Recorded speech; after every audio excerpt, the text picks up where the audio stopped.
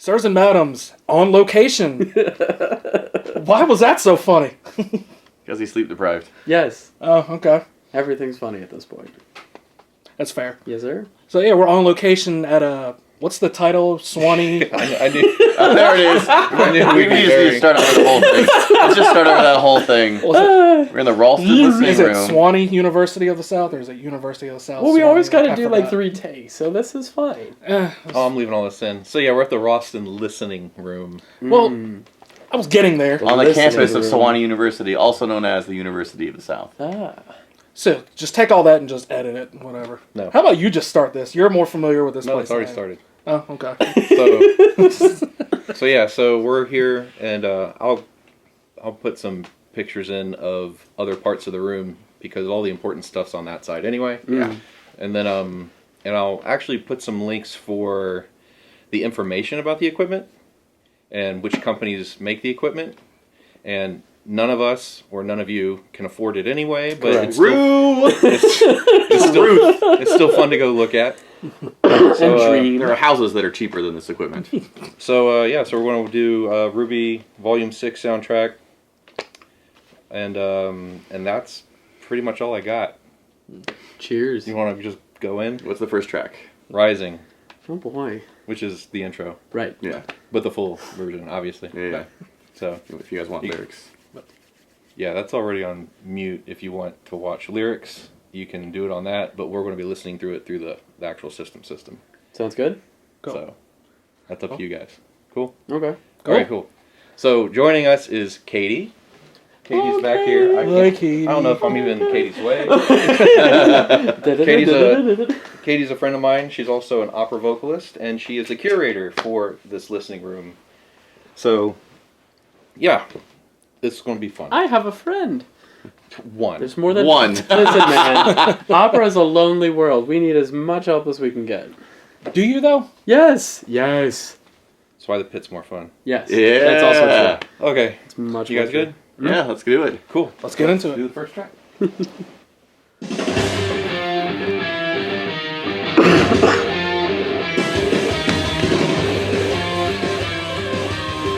I love that guitar line so much.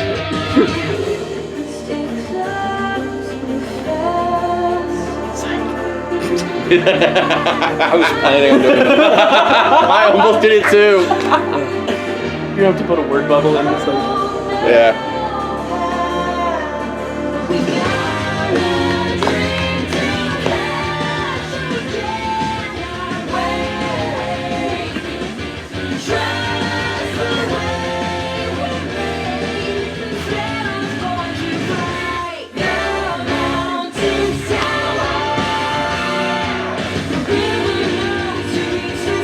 You're gonna see all my moving hands that you can normally hide under the table. At least now they'll be in time. Since it's in the same room with us, instead of me trying to edit it. That's true.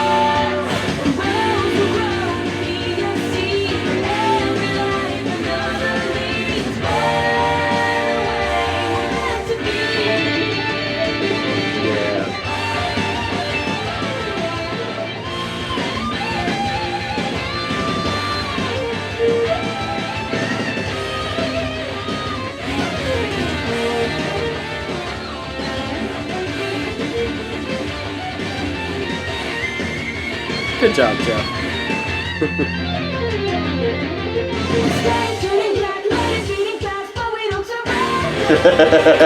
There's always something that...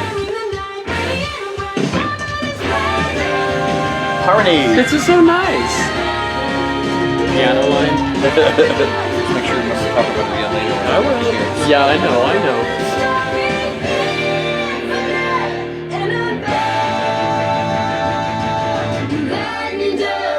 Of course.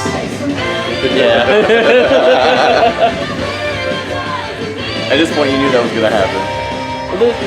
There's always one.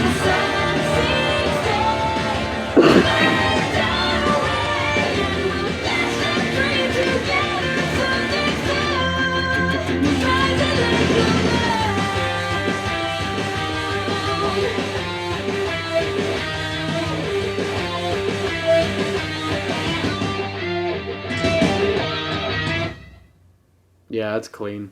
Ooh. Oh. Who's first? I don't. Well, all right. Tasty as always.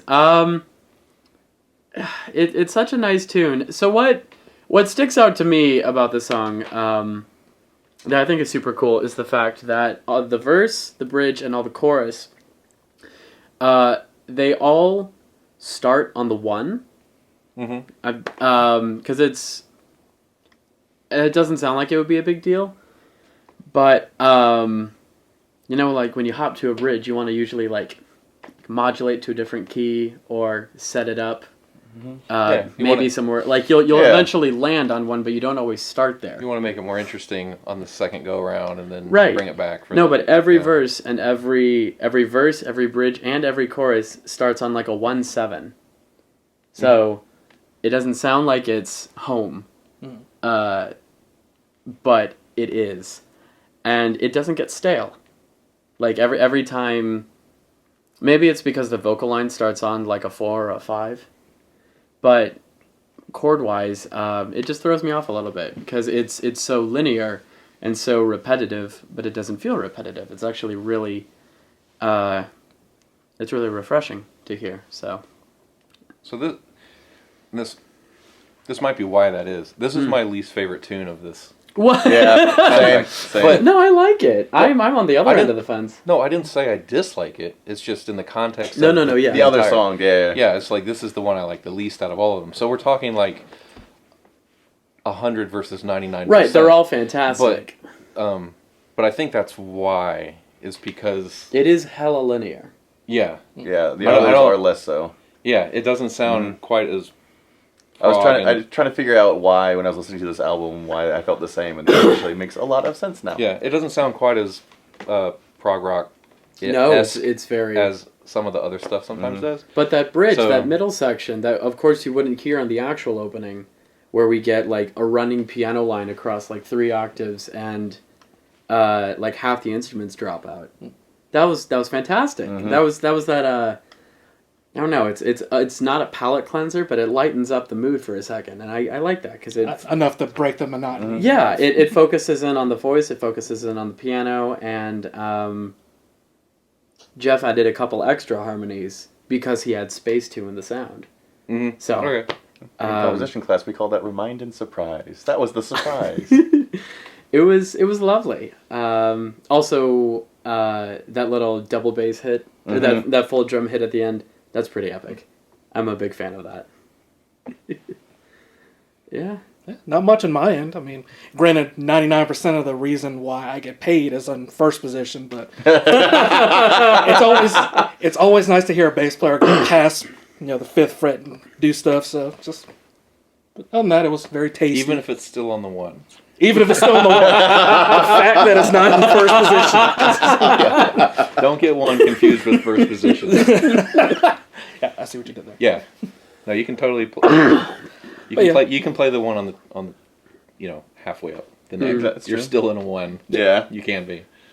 So. And I like how the guitar led that song. Again, not complicated, but he has that little like the opening riff. It's not the same tone, but if you were to put that guitar line in like an Iron Maiden guitar tone, it would fit perfectly. So it's in a different. They're using a different patch or a different. Thank you. A different pedal. I was like, I'm losing it. But it's like that's an Iron Maiden riff, or like a nice classic. Yeah. 80s rock heavy metal. I wore my Iron Maiden shirt yesterday. Yeah. So I missed out. Like early Judas Priest kind of thing. Yeah. Because it hits hard with the bass drum, so good stuff. It serves its purpose as a It does. anime intro. Like, It really does. it's not crazy prog rock all over the place. It's just straight to the point. And consistent, yeah. Sound like you said inconsistent. Yeah. And consistent. It's like, how dare you, sir? After saying it starts with the one on everything. Right. It's inconsistent. Yeah. Wait, what? So, kind of what I expected out of that one. Anything? Yeah. Right, yeah. Okay, so the next one is Miracle, which that's the train Yeah. I think so. like section. The train fight all the way to the crash. Well, no, I mean, in the We're just, yeah. that will be covered in the score portion, yes. Oh, yes, okay. But yeah, but as far as like the rock tune, soundtrack tune that goes along with it, it's I remember where it kicks up. yeah. Starts out with a piano and stuff. So Miracle. Huh. Anyway, you guys good? Yeah. Let's do it. Cool. Let's do the next one. It's so much slower already than all of it. Unless they just double the tempo in a second. You can do more of a setup though. You can.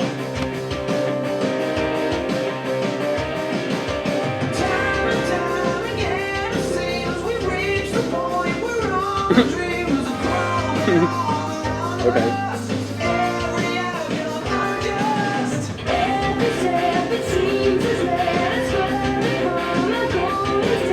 Yep.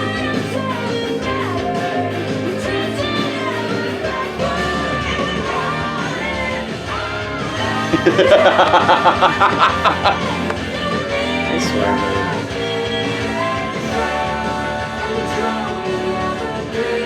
Ooh, Yeah. I like that.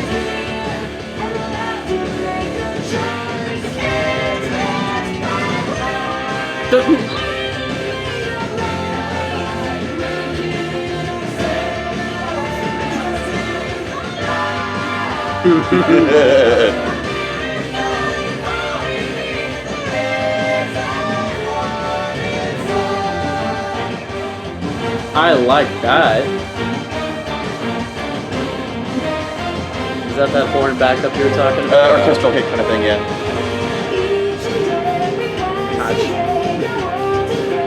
Yeah.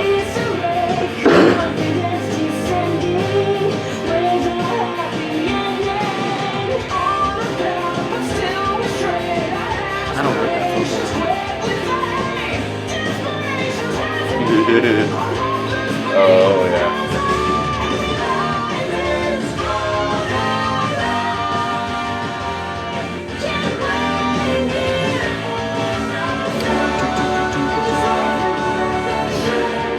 That's nice. I know I just said that. Yeah.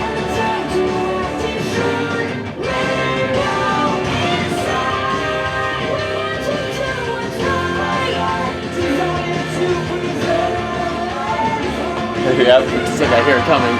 Woo! Yep.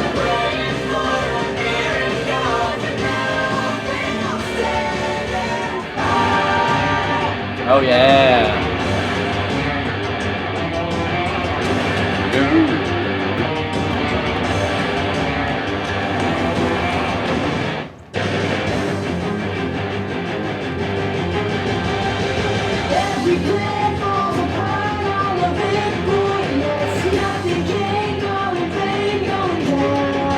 Okay. Yeah. Sage.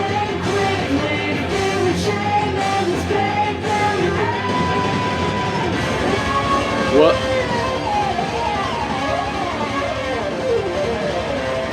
Yeah, we're into like full power death. Yep. Oh, that's really good.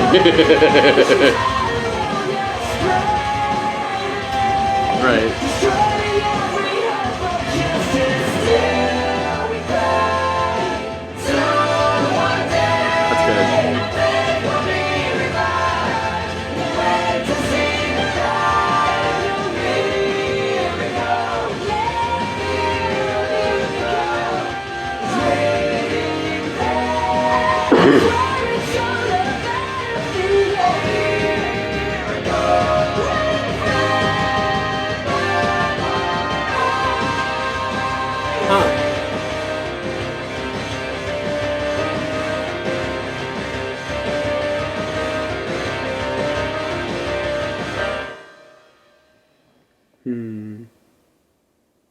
I don't know if those horns are, because they're not credited on the disc that I have, so I don't know if those horns are live or if that's patched from something else. It sounds more like a patch, the way everything's happening all this at the same time, the sort of across the whole orchestra. It is perfect. So it sounds like one of those orchestral hit patches we talked about a couple sounds. So it's either perfect enough that the horns were just that good. You know, Well, it's like the strings too at the same time is not just horns. Well, I know, but just in general though, because there's what is it? East West Orchestra for their software stuff. Like you can, if you're willing to take the time, you can put all of a symphony into Finale, run it through the processor for East West, and have everything patched out the right way. But what's interesting is, and it sounds really, really good, and the only thing that tips you off that, because it's patches of actual players playing. Yeah. But they're being used, assigned, within the MIDI tracks and or in the within the whole scheme of everything. The realization. But what ends up happening is the timing is too perfect to be human. Yeah. And so that's where you're second guessing yourself. It's like, man, this group sounds amazing. It's a bit mechanical. But I can't. Well, and that's just it. It's like Yeah. all the swells and crescendo, diminuendo, and all those things are all there, and it sounds great, and all the balances are done how live people would do it. But the timing is so perfect that it sounds weird. Suspicious. Yeah, you're like, this doesn't. It sounds human, but it doesn't feel human. So that's why, and To instrumental players, it's a bit suspicious. Yeah. so, but other than that, I mean, that's all I had to say. Anything that was like Horns. nitpicky or anything like that, Yeah. or like unsure, but Yeah, maybe you can help me out. I know with the whole angry tenor thing, but at one point... you mean when he's singing in Casey's octave? You want to talk about I couldn't tell like who was who. Well, you want to talk about a miracle? It's a miracle that Jeff hasn't lost his damn voice yet. I can only imagine what kind of faces he's making to hit those notes. Like, I would love to see just a freeze frame of a recording session where he's got like a scrunched up face and his hair's all over his eyes. Because that, like, I don't care how natural of a voice you have. That's just like... It's work. Yeah. It's work. It's not casual. It will never be casual to hit a G above a high C. It sounded at one point like he jumped more than an octave. Like he was in like a lowish mid-range. Yeah, I did. And then was it more than an octave? He did a ninth at one point That where I was? went Okay. from like an F to like a G above a high Yeah, C. because I was like... It's also a G above a high C. Like, Not that you're salty at all. that should be enough. Oh, so you just don't wake up in the morning and just... Bam! Just... No, I go the other way. His jealousy is showing. Yes. That's all it is. Ever so... That's all it is. How to tell the difference between Casey and Jeff? It's not easy, because I definitely mess it up too. It's how he starts the note. That's what you want to look for. And even then, it's not always consistent. Well, her voice in that register is also a little softer than his because obviously it's a little easier for him in But that range. he also has to kind of bend into each of his high notes because you have to lift all of that, lift all that sound all the way up to that part. So if you hear a bit of a scoop at the beginning of the line, Kind of a slide into it. That more times It's than not is minute, but it's Jeff. there. More times than not, it's Jeff. But sometimes Casey also has to, because I still think she's a mezzo, so I feel like some of her higher notes she would have to Do the same. push into as well. Dang it, I should write these things down because now I'm forgetting all the things I wanted to say that were exciting. What about that 3/4 section? The in timing. middle? Yeah. Oh, that timing was tasty. I know I have more to say than Yeah. that. But where they just staggered the lyrics across a 4-bar. Oh, it was so nice. It creates this sense of... I think the best way I can describe it is like ever viewers ever tried running down a hill, and that starting point where you start to lope your way down a hill but you're not in a full sprint. That's what it feels like because you're forcing yourself to slow down, but every part of you wants to speed up to match with gravity. Nah. Nah, not a single. I don't. Do I look like I run? Yeah, maybe. There it is. In elementary school, I'd hope so. All right. Okay, how about the synth solo? Ooh. Was that a synth or was That was most definitely a synth. Yeah. Ha. What did you think it was? Like, I thought it was like some weird, like, stomp box or pedal or something that Jeff was doing, but... That's fair. Nah, it was wild because it cut through the texture so much. But what else was going on there? Because that was like the bridge section, right? Or that was there's a really dirty guitar stuff happening underneath, but like the lower end of the guitar. Right. Oh, it got really heavy. Yeah. That's right. So the synth... So it pierced through. Yeah, the solo was super exciting, and I love how it was accompanied by... it just went heavy. It just went really heavy. Which is nice, because if I remember correctly, that's that whole, like, giant griffin amalgamation grim that they're dealing with. Yeah. It's around that same time. Some gross son of a bitch. Like, that's just huge and has wings and looks ugly and terrifying, so... in context, it's fantastic. Out of context, it's already menacing and off the walls insane. So I thought that was quite exciting. But there was... I said it twice. Like, the problem is each time that one section of the song played, I was like, I like that. And now I can't remember why I liked it. Because it sounded menacing? And... No, it wasn't the bridge. It was in the normal... in the normal tune. I think it was right after the verses, but it was probably for like very obvious reasons, so the viewer could probably. I think it was a harmonic thing you kept. Probably, he was just like, "Oh, I know why you liked it." So we can listen back to it later on the way back. I was trying to think of, because you looked over at me and mentioned it, but it was like it was buried under like right 4 things that we said back and forth real quick. So I'm trying to. Oh man. That's right. We'll figure it out later. We will. It'll come back to us a couple days later. Yeah. Give it like 36 hours. It'll be fine. Oh man.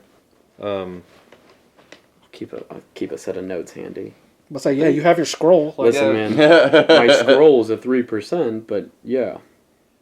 He's a bard. Bards don't carry scrolls. I mean, I was trying to stay on brand. Okay. Okay, so the next tune is One Thing. Oh yeah. So this is from. This is when Cinder. This is Neo's point of view. So like Neo and Cinder are having a fight. So this is playing when they have that fight inside the tavern. spider's web. So the one that goes from in the tavern to outside in the alleyway. Yeah. So that's an interesting point the series to jump from Sorry, I thought there'd be like a. Well, that makes sense. It's been all like quiet-ish. Well, these aren't necessarily chronological. Yeah, these aren't in like contextual order necessarily. Okay. But yeah, the idea was, it was an interesting place to have a rock tune. Yes. Yeah. Because that's not where I would probably peg something, since it's not a main character. Well, and it's she's also a mute. So a main villain, but not a main character. Yeah. If that makes but sense. it is like hella choreographed fight sequences, which is what they're good at and what they're known for. So, I love this song. But given context isn't the right word, but just the words of the song, the atmosphere, are very specifically from Neo's point of view. Oh, which I think that's why they kind of might have done it that way. Like, it's for that fight scene, but it's not about that fight. Well, that's super clever though, because because you have a mute character, it's giving her a voice of some kind. Oh yeah. No, I mean, that's what they're known for, is like covering. That's subtle. Covering backstory and other things within the soundtrack and the score that are outside of the. Otherwise, you have movies where the entire movie is walking. Right. It's like you got to cover ground in the middle somewhere, so you don't have to do everything. Mr. Lord of the Rings. Yeah, I'm like looking at Matthew. Yeah, right. Well, that's why they made 7 different storylines, because one will always be walking. Yeah. So you just cut to another one.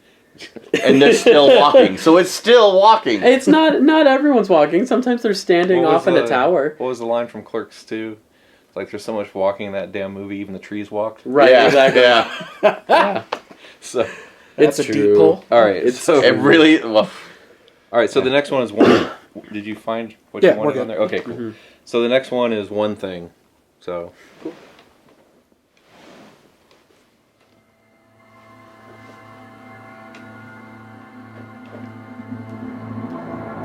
Last episode. I immediately remembered something about Miracle.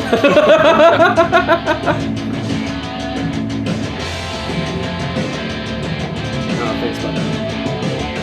Kill for kill, eye for eye, blood for blood, it's time to die. There is a vocal breakdown here. A vocal breakdown? Not, it's vocal only. A cutout. Instrumental dropout, yeah. Like everyone drops out. I like that.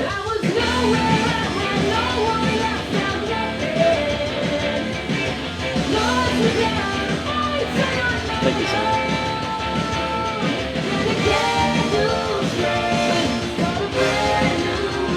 They really love that. They just love their chromatic lockdowns every bridge.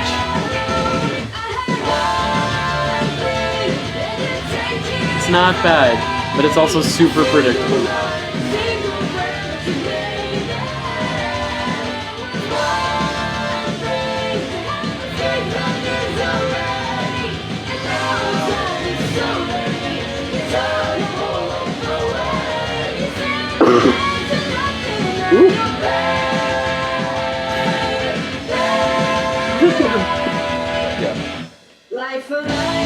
Yeah.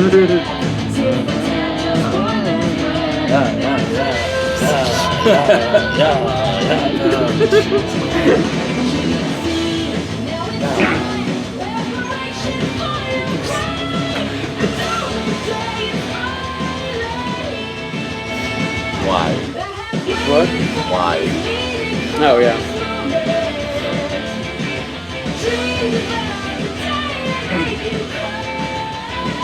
We like that. Sweet release when you rest in peace.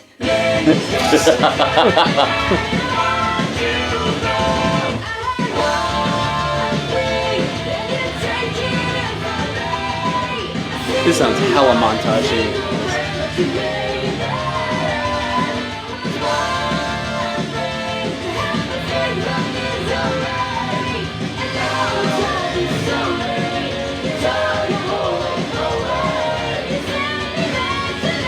I like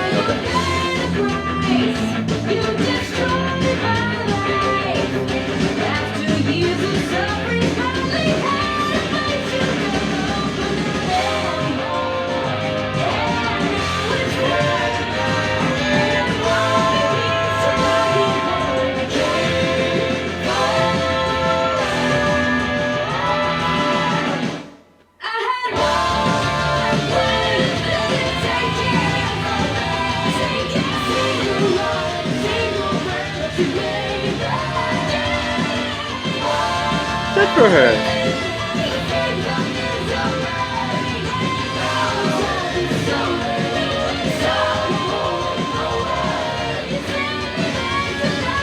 Oh, I know what's happening.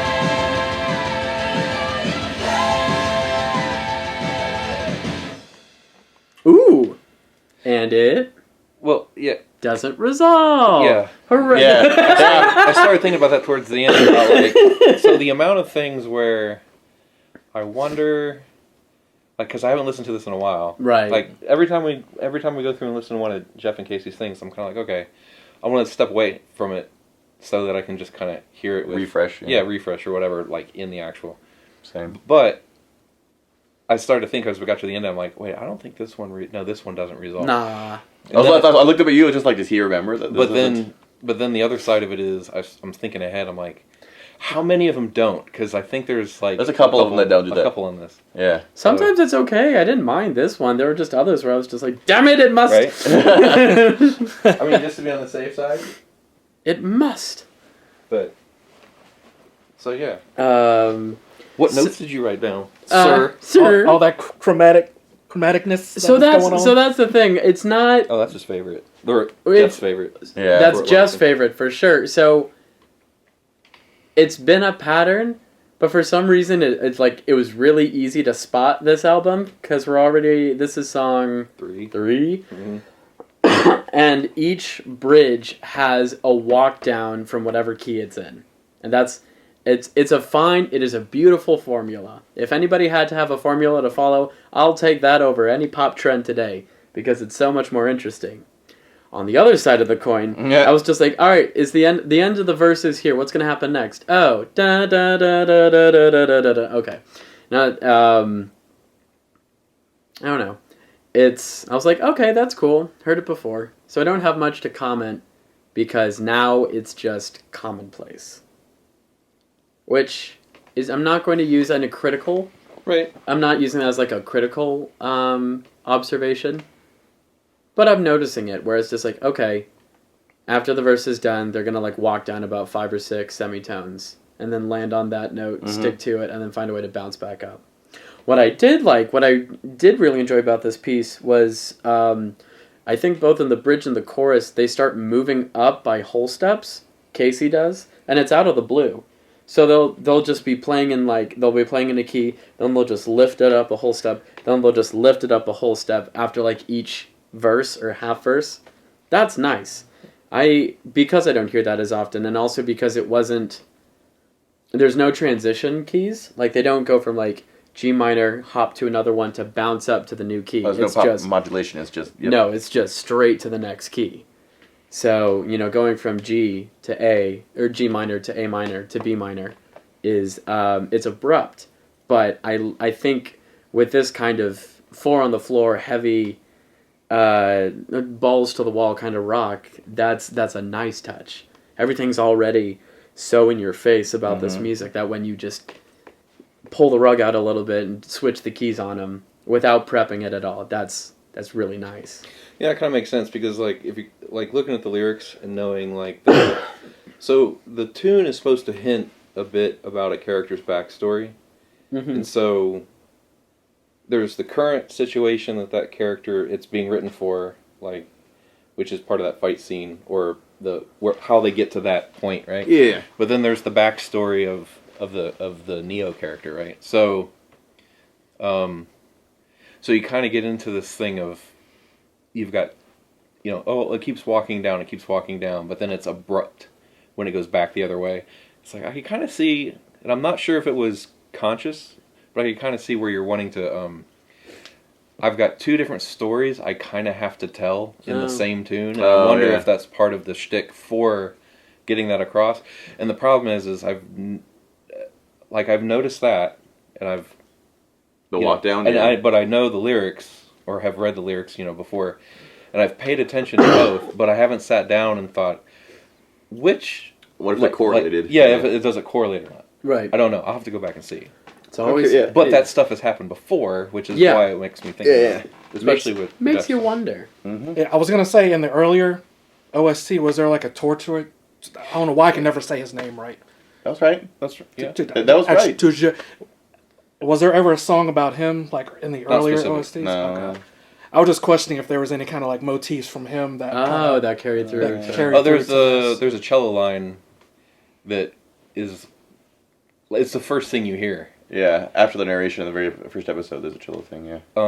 But I don't think it was necessarily in there. I wonder now. I'm gonna have to go back and watch. I know. I don't think. Now you're gonna go back and look. But Damn it. but the wordplay is really good for that tune too, which I like. And there's another tune that comes up, and when we get there, I'll cue you into it. Right. But there's another one where it's literally a game of how many things can you recognize? Oh. Because it's 1,000 things strung together, and it works as a song, but at the same time, it's like, so I recognize that reference, and I get that one and that one, and I have no idea what these 4 or 5 are, but then I know that one. Right. Yeah. So, but they're good with the wordplay, So, miracle footnote, because I've got a feeling this video is going to be ripe with them, because that's how my brain works.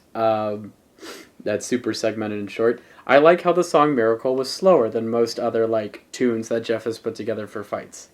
It was at a slower tempo, the basses weren't going at double speed, or the drums were going at double speed, and I think that slower tempo was really nice. You had it right, the basses. It's That, the bass drums were going at a slower tempo, and they weren't doubled. So it was still heavy fight music. But it was a nice, simple variation on what's been done before.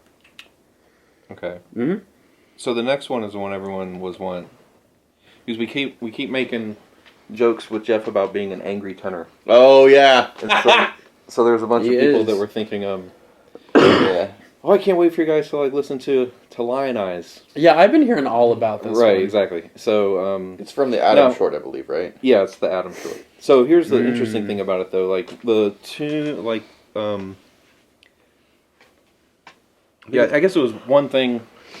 Ended up having like a lot of the harmonies and stuff like that in the back of my head. I'm like, because I keep teasing about you're one step closer to Manhattan Transfer every time, a song comes up because the harmonies or take 6 or something like that. Oh, that vocal breakdown, yeah. But this one, Oh yeah, that's right. because it's only Jeff, so he's doing all the background vocals and the lead vocal, right? Mm-hmm. But it's what's the right word for it? It's a lot thicker than it normally would be, if I remember right. Yeah, I think so. So it's kind of like, well, just stack all the thirds and see what happens. Or something like that. I kind of get. If you check thirds enough, you'll round back up to where you started. Like it does eventually. Get back to it. I know there's more to it than that, but just in the back of my head, after not listening to this for a while, that's one of the things I kind of remember. Is like, wait, this one's really thick with the background harmonies and stuff like that. On top of what he's doing, and he's doing the background harmonies above what he's doing, which is already like stupid high. Yeah. So anyway, who does that? Who's the art? There's always an artist I try to sing along to, but never can. formerly known as Prince. I was about to say. I was just about to say that. The artist. Yeah, the little squiggle. The key ampersand. Like plenty of, fish oh thing. no, but like Def Leppard always counts because like all of his vocal lines are all like, all of their vocal lines are already stupid high and thick. They do a lot of thick harmonies too. So I just and Iron Maiden too. I mean, yeah. Bruce whenever or Dick the Dickinson variation. Yeah. Because he's always screaming. And screaming in tune. And the harmonies are already, or the harmonies are higher than his vocal line, and his vocal line is just rare. Yeah. You guys good? Yep. Okay, cool. So we'll do the next one.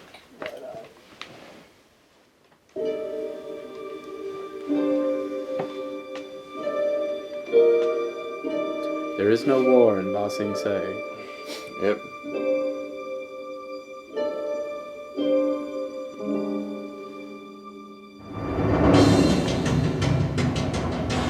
Oh, I love that. Yeah. It's very like taiko drum. Yeah. Stampede of the Stampede and Lion King. Yeah. That's what I hear.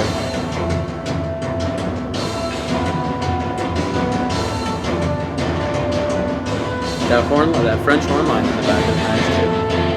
Ooh. Yeah.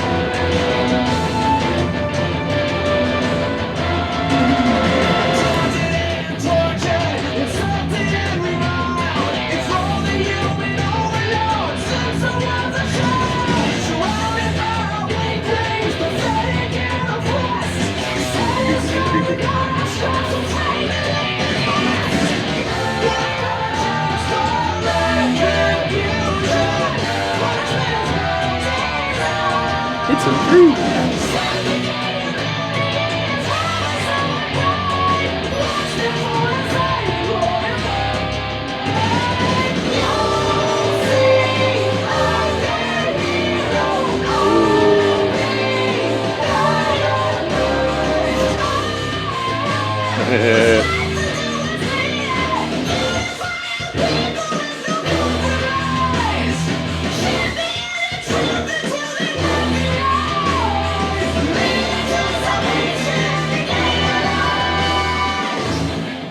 Yeah. Right.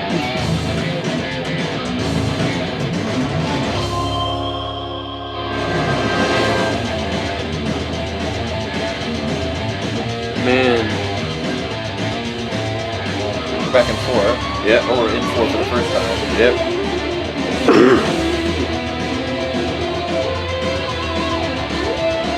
So much angst.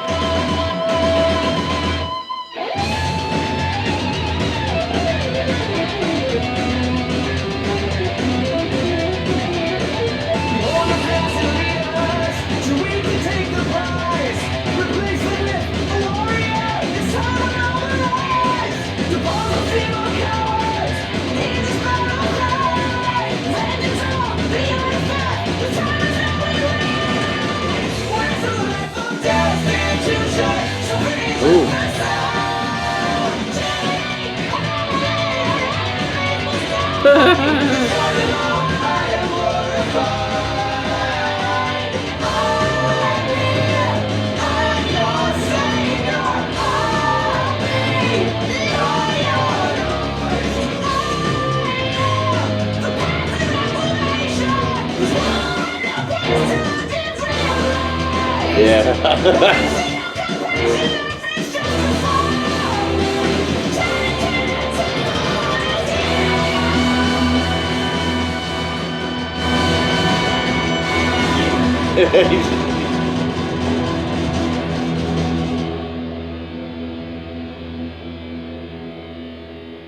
done? Yeah, he just holds that last one. You done? So I think we found Jeff's ceiling. Show off. Yeah. But No, we can hit a half step higher than that. I know, but it's like you can tell. Yeah, like, how many times can he do that? Like in a live concert? Like, Right? Was he able to get that on his first recording session? Did it take him multiple days? Did he have to do it more than once? Like, We'll find out when he comments.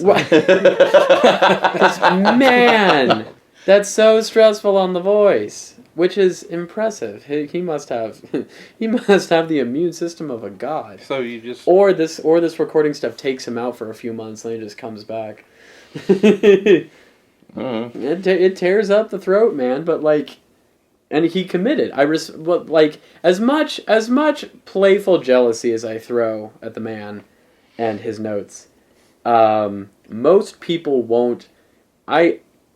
With much hesitation do I say that I feel like a lot of humanity could actually put that much ire and that much emotion into the notes they sing, at the risk of their own vocal health. But not many people actually commit. So the fact that Jeff is committing up there in his range for a whole song, for many songs, because he'll put that into his harmonies too, is a testament to either his natural ability and or his desire to really just bring that emotion into the piece. Because you can put anger and angst and repressed just rage or injustice. You can put that into music in so many ways. You don't have to throw it all into the voice, but he does, and that is very impressive, and that is worth complimenting, because Lord knows I can't do that at all. Oof. I think part of that goes around too with, so like even with my students, Yeah. the majority of problems they have, it's because they're trying to do the technique and they're I'm doing what the book says and I'm doing what the technique I'm supposed to do, and they've got a wall that they can't get past as a result. Instead of just like put the book away and just go experiment. See how high you can play. Stop looking at stop looking at notes on pages. But see how high you can play, figure out how to get up there, figure out how to do it. And how it feels with your body. Well, because once you end up, it's like the bicycle analogy.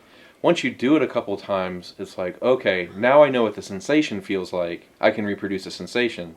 But the book or the methodology can't necessarily tell you the sensation. Yeah. Mm-hmm. So I almost wonder if it's like he's not railroading himself because he knows his own limitations, because he's stepped out of the box and been like, okay, I'm just going to try and do this, and let's see what happens. And if it's usable, I'll use it, and if it's not, then I know I just know what it is. Yeah. But I'm blowing this out of proportion when I say this, just for fun, but he writes or he record, like the albums come out a year apart from each other, basically, like every summer. Mm-hmm. I don't think it takes him 11 months to recoup to like No. I know that's not the actual recording time, but you get my understanding. So I almost wonder if it's one of those things where it's like, yep, it sounds that way because he's choosing for it to sound that way. Yeah.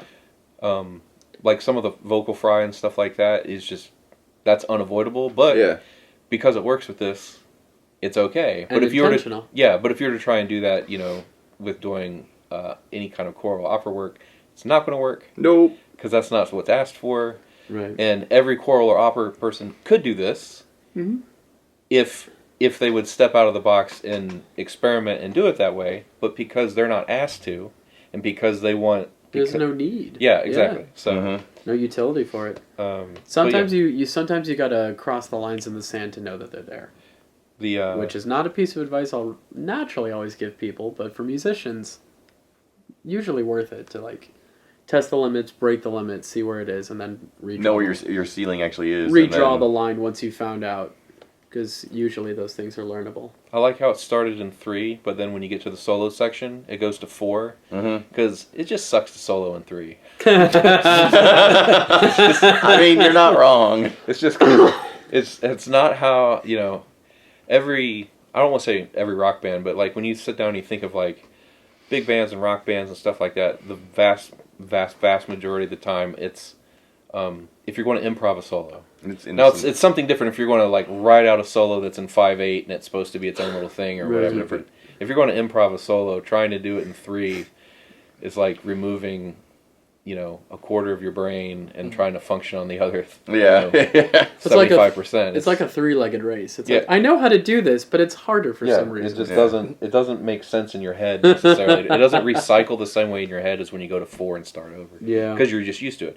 I mean, if we were sitting 200 years ago, maybe. You're like, oh, you know, something in 3 would be a lot more common for regular parties and stuff. Consumption. Waltzes, minuets, and things like that, So back then, you could probably wrap your brain around it more, but we hear so little of it now. But it's not dogging on anybody. It's just one of those things where it's like, you know, if I made that decision, I would put it in 4 too before I had to play it. just to be on the safe side, because, you know, I don't want to melt my own brain either. That intro, the way it started with the not drum set drums, what do you call them? Taiko drums. Taiko. Well, Taiko-esque. Well, esque. Yeah, I can't remember the name. That's what the name that came. World instruments. We'll just go with that. But that and the orchestral build-up and then the introduction of the guitar, it was so... Now I gotta look it up, sorry. It's killing me. It was super hefty and it was super ominous, because, you know... So the harp thing, I remember, that's when Adam and Blake are talking on the rooftop, and she's starting to have doubts about him. Yeah. And so that's what the harp part actually is what's playing while they're talking. Everybody always playing the Lionize theme. You know, I'm your hero. But like but very, very subtle until it comes back later with it. You know. Kyoto drums. I couldn't remember the name. Sorry. I've owned many CDs with those on it, and I could not think of it to save my life. The other thing that I really liked was when it switched to 4, he did have plenty of lyrics in the 4 section as he did in the 3. No, it wasn't just a guitar solo thing. But so I talk about chromatic sections in music, and usually it's done in what I describe as a sequence, where it is an added layer onto the chord structure of a song, where they'll add it in as a transition from one of these chords to something else they've written. But there were sections in this piece where all the chords were just chromatic. They weren't... It was not a 4-chord song. None of the chords sound consonant when you put them in a line, but he put them in a line anyway. And that is why, like, after the 4 kicks up and he starts singing again, it feels super uncomfortable. And angsty, because it's meant to be this unrest. Because all the chords from each chord he's jumping to is like a half step, or a tritone, or a non-linear jump from the chord before it, and it doesn't make harmonic sense, so it doesn't sound pretty. But this song isn't trying to sound pretty, and I like that. I thought that was really nice. There isn't tons of chromatic chord building. It's usually an addition layered onto something that's already created. And melodically, I like that the vocal, like the melody, the vocal line is somewhat sequential, but like as it's doing the weird harmonies, the vocal line is creeping up and up and up until it's like about an octave above where it started. Usually, most melodies are they stay linear within a fifth to a sixth, usually, maybe an octave, but like they don't just slowly creep up and up and up and up and up and up until you're literally screaming at the end of it with all the weird harmonies underneath. Well, it's funny as hell too because he doesn't stop. It's not like one of these and it comes back down. It's just like wee. Oh my gosh! And then the thick harmonies build up even higher on top of that once you reach the top of the sequence.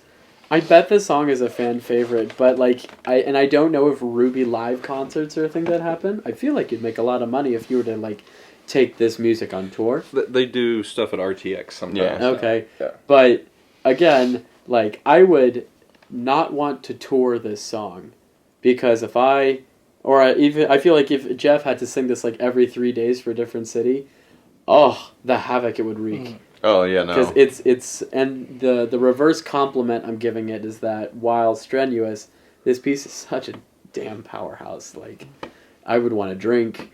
And a nice comfort meal after like trying to sing that. That would take all the energy out of me. Well, a lot of these songs, I feel like they're not designed to be on tour. Like they're designed to be. Well, yeah. But he's just saying. I would debate that It'd a be lot of this interesting. would fit really well on a live stage performance. I could be wrong, but like it's the composition. It's meant to accompany something that already exists. But it's definitely, I feel... Well, they have their own merit to stand alone. But it feels like stadium music. Like, I feel like you could play this for a crowd and get a really good reaction. So, under that hypothetical, I think this would be cool to hear live. And also... Oh, absolutely. at the risk of not blowing out Jeff's voice. Yeah, we don't want to... No, let's not. So, next one is... Big Metal Shoe? Yeah, and so this is the... Cordovan. Yeah. Because of, the... Old lady in the shoe. Exactly. All right. Which I didn't catch the first time around either until you guys were talking about it later. I was like, son of a... Yeah. Your bass looks like a big dumb boot. Yeah, that's when I didn't think about it. So, until I would have never gotten it if so you this hadn't is said something. Yeah, so this is one where you might want to look at lyrics oh, yeah. only because of the amount of references that happen. And then Lamar's in this one. Oh, yeah. So there's a section Hey! with Lamar doing his thing. With more references. We like Lamar. I think that's it. Yeah, the last one was Jeff only, no Casey. This is Casey. If I remember right, on this Casey, one no too. Jeff. Casey and Jeff. It's a back... From the very beginning, it's the drinking game of who's actually singing. Oh, yeah. Because they're in each other's like register. And it starts with Damn It, Jeff. Great. Pretty much starts with a damn it, Jeff. Yeah.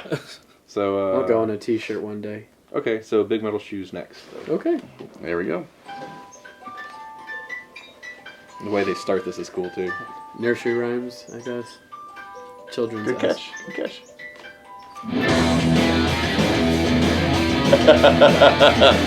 That's silly. Yes, And it starts with Jeff though. Yeah, I could tell. And then when she comes in, it's in the same.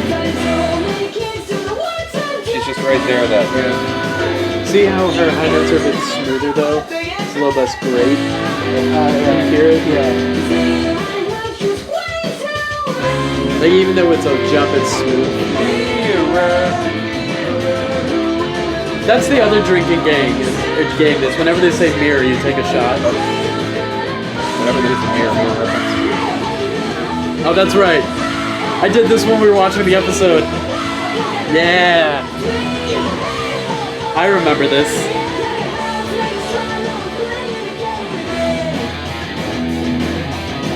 I haven't caught Give what this. you know, Joseph.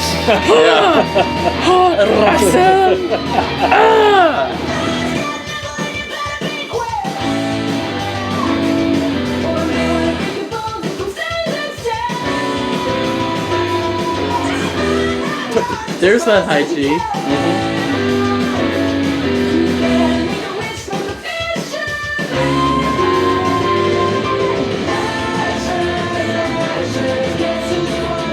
That's nice. I see all these references. Yeah.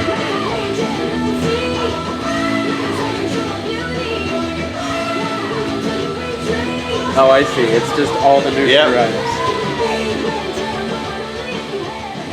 Sometimes I beat you, hickory, flawless victory. Call your tail like play my mic, spell this up. I say it twice, bring on Rosie. You can't let you know now. I'm here to get out. You're gonna reach on in this window. No pretending you're on paper, star won't twinkle, squeeze to a wiggle. Bully up the scene, a nightmare scheme. Money reach down, you can't make sound. It was just been crushed.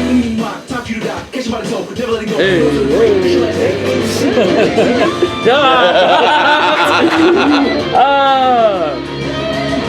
That is hype as fuck.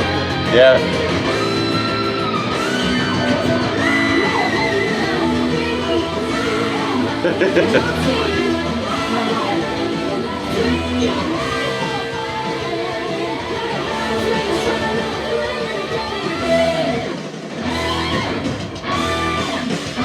I was like, that's not. I was like, it has. This is it gonna resolve? No, of course not. No, it did. I'm not just. Right. just the You never know.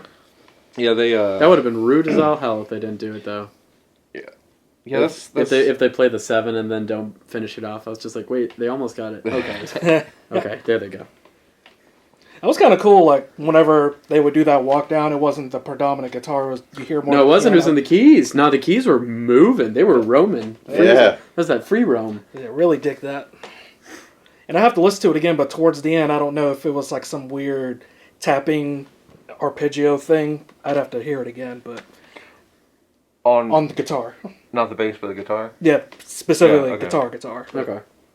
I was more trying to listen, like, was it a tapping thing or was it a sweeping thing? I have to go back and hear it again. That's one of the songs where I've listened to it a bunch of times, but they're going so fast I couldn't catch the lyrics. So there are way more references than I caught Lamar. by reading the references. By reading the lyrics, I was like, oh my goodness! Not even Lamar. Lamar's I caught mainly. It's the rest of the song. Yeah. Where there's just the text goes by so quickly that I just couldn't catch them all. But Lamar though, Ugh. Spitting that fire. that straight flames, my guy. Like, oh, I was at the airport when I first heard this song. I was losing my shit when that came on. I was just like dancing. when in you the gotta seat. hold it in on the train or It's the like airport. you're just 6:30 in the morning, and I'm just sitting there like this in the airport terminal. People are looking at me, and it's like, whatever, just leave me alone. like, oh, I'm trying to wake up. Stop. Right? Please, let me wake up. you have coffee. Give me this. Yeah. Oh my gosh, those lyrics were so fast. I know you. At the risk of sounding ignorant, I definitely. Yes. Oh, you just left yourself open for a... Oh yeah, for It's like, many. yeah, all three of many, us. many. We're just like, It never stopped you before. we're just like, oh. Jackasses. I know. Huh? Jackasses. Oh, you gotta. I feel like you gotta splice some of those rap lyrics together with Lamar because man's gotta breathe. Mm. If he did that, which again, the reverse compliment of that is if he did that all in one go, that's Herculean. That is like inhumanly impressive. Like, I would be impressed if Eminem could do that. You just gotta take sips. I'm just kidding. That was anywho. I was blown away by that, and none of it is from start to finish. The whole song. Oh, of note, that was a very cheeky and wonderful way to start that song. Oh, I thought it was the super music funny. box. Yeah. Pop goes the weasel. I love it. It was the right note too, and they just picked that note and just stayed on the key. So that was really, I thought that was very clever. Yeah, well, when I first heard it, like the very first time, like this whole OST came out this past summer. In June. Yep. Yeah, so I remember listening to it for the first time then, and that's the first thing that stuck out to me was, oh look, It's the same key. Yeah. Yeah. Yeah, I noticed that too. I mean, I wouldn't assume that they wouldn't overlook that detail, Right. but Yeah. it's still nice that it was like done. I mean, I know opposed Jeff to likes just- abrupt key changes, but even he would. Well, because you could have a sound effect fade out and then go into the tune. It doesn't. Yeah. You don't have to make the sound effect, quote unquote, be part of the tune. Well, there's So- tons of ways to do it too. Like you could end you could go all the way to the end of that little tune, and then where let it it- stops yeah. is where you start the song. But no, he picked. Oh Lord, he picked like the 6 of the key and then turned it into the 1. Mhm. And I was just like, nope, gotcha. So, and it was on the pop, so that Yeah. makes more Yeah. sense dramatically. So Yeah. good on you. And I can tell, like, not to say that any less work went into the music, like the creation of the music, but it's very clear that like a lot of time went into the lyrics. Mm-hmm. I know a lot of time always goes into the lyrics, but like this song is very obviously like Right. chock full, Yeah. ripe with lyrical references. Next one is Nevermore. Ooh. So, and you'll see it because he'll have the different colored lyrics for Who's Who, if I remember right. So, but this They're all in is colors I can see. so Jeff writes it. Jeff does the backing vocals. Casey's singing, but then also what is Casey it? sometimes does backing vocals. Adrian Cowan. Ooh, So it's a a duet. new voice. Yeah, it's a duet between Adrian Casey. Not between Really? I never noticed that. Yeah, there's a duet that's going on. So they're supposed to be. The idea is kind of Oh, now Blake I hear and it. Yang's characters. If like, Does Adrian sound a lot like Casey? a little deeper now that I'm replaying it in my head. It's Yeah. it's kind of like in the Ruby in the Volume 1, like her and her mom. It's similar, but like there's a timbre difference. Yeah. Okay. So once you hear it a couple times, you can pick them out a little easier. Yeah, now I hear it. But it's, if I remember right, and I'm sure I'll get skewered in the comments, and someone will say something anyway. But As we all do. yeah, Eventually. right. So if I remember right, there is part assignments as to who's doing what. It's not just this is all from one person's point of view and it's just changing voices. It's like this is person A and this is person B going back and forth, in tandem, or with each other. Sometimes at the same time doing their own harmony, but sometimes it's just like a call and response towards a third character, which would be the Adam character. Fair. If that makes sense. The Adam character. Yeah. Right? Yeah. I mean, Sounds good to go. so that's what it is. So good. Let's get in it.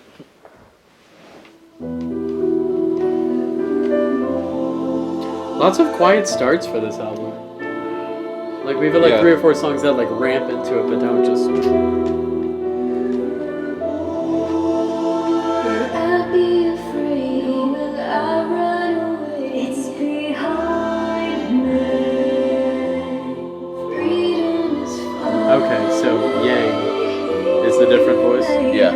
Taking the lead, but I'm leaving the Oh, I hear that. Yeah. You won the battle, you won't win the Nice. war, not now and never.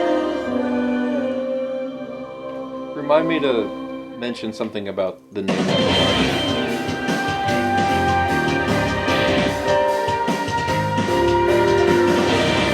Yeah.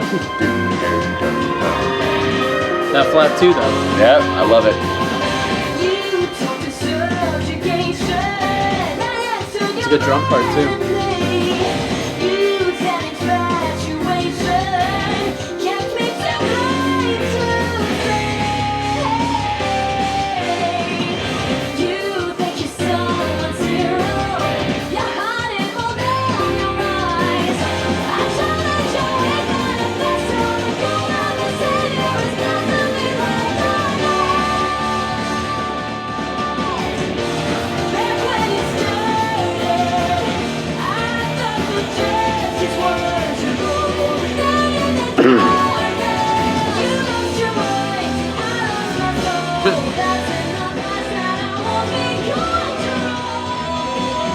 It's a circle of chords.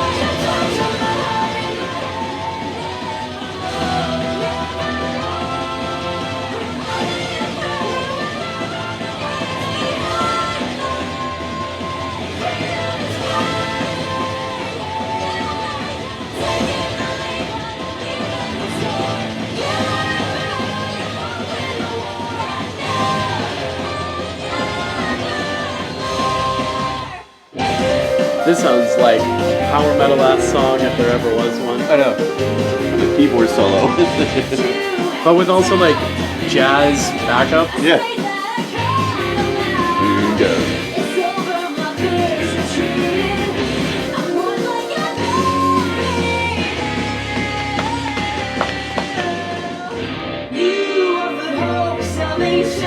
God, it's such a good line.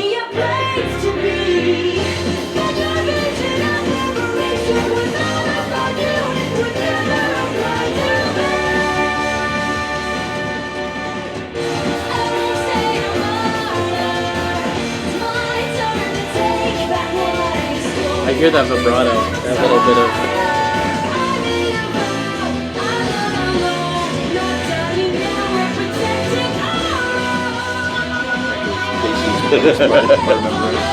Yeah.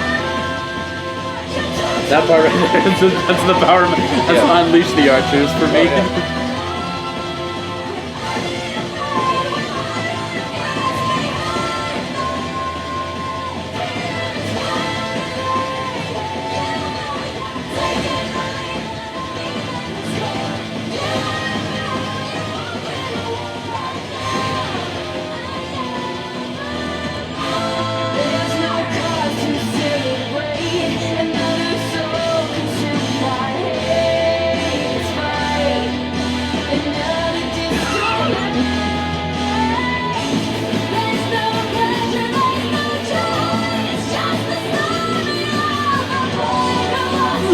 great jam.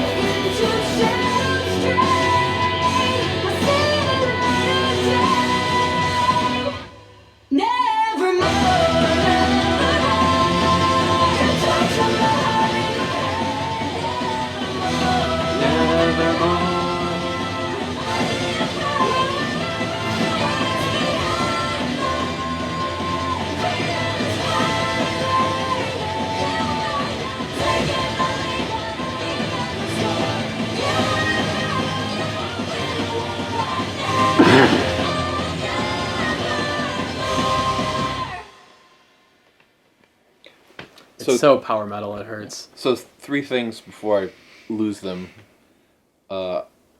Adrian's vocal fry Yep. is something I really like. Agreed. Because she just is able to do that whenever she wants, and it's always in the right places. It seems to me. Yeah. I didn't notice it all that much. It's that little bit Pleasure, of distortion. there's no joy. Yeah. It's just that little bit of distortion every once in a while. But it's not not overly done as like, oh, this is my voice type. It's an emphasis thing. Yeah. Yes. Then you've got a technique. Double stroke rolls on the bass drum. I was gonna bring that up. Yep. That's the power metal thing we were joking about in the middle of it. Because that's where you end up for the chorus and stuff like that. That's where it was like, oh, it's Unleash the Archer showed up for that 15 seconds. Right. But then just wreck it. It's fine. I mean, so I want to wreck it. Sorry. So the I don't remember this, so you're gonna have to remind me. So their whole thing about Beauty and the Beast Gaston, that's like that chunk of stuff, right? Yeah. For their representation. Right. Like that's the fairy tale that goes along with those characters. These 3? Yeah. And then I guess. Yeah. Is that the point? I thought it was, yeah. Is that the point? Was that the narrative that's been happening? I just haven't made that connection at all.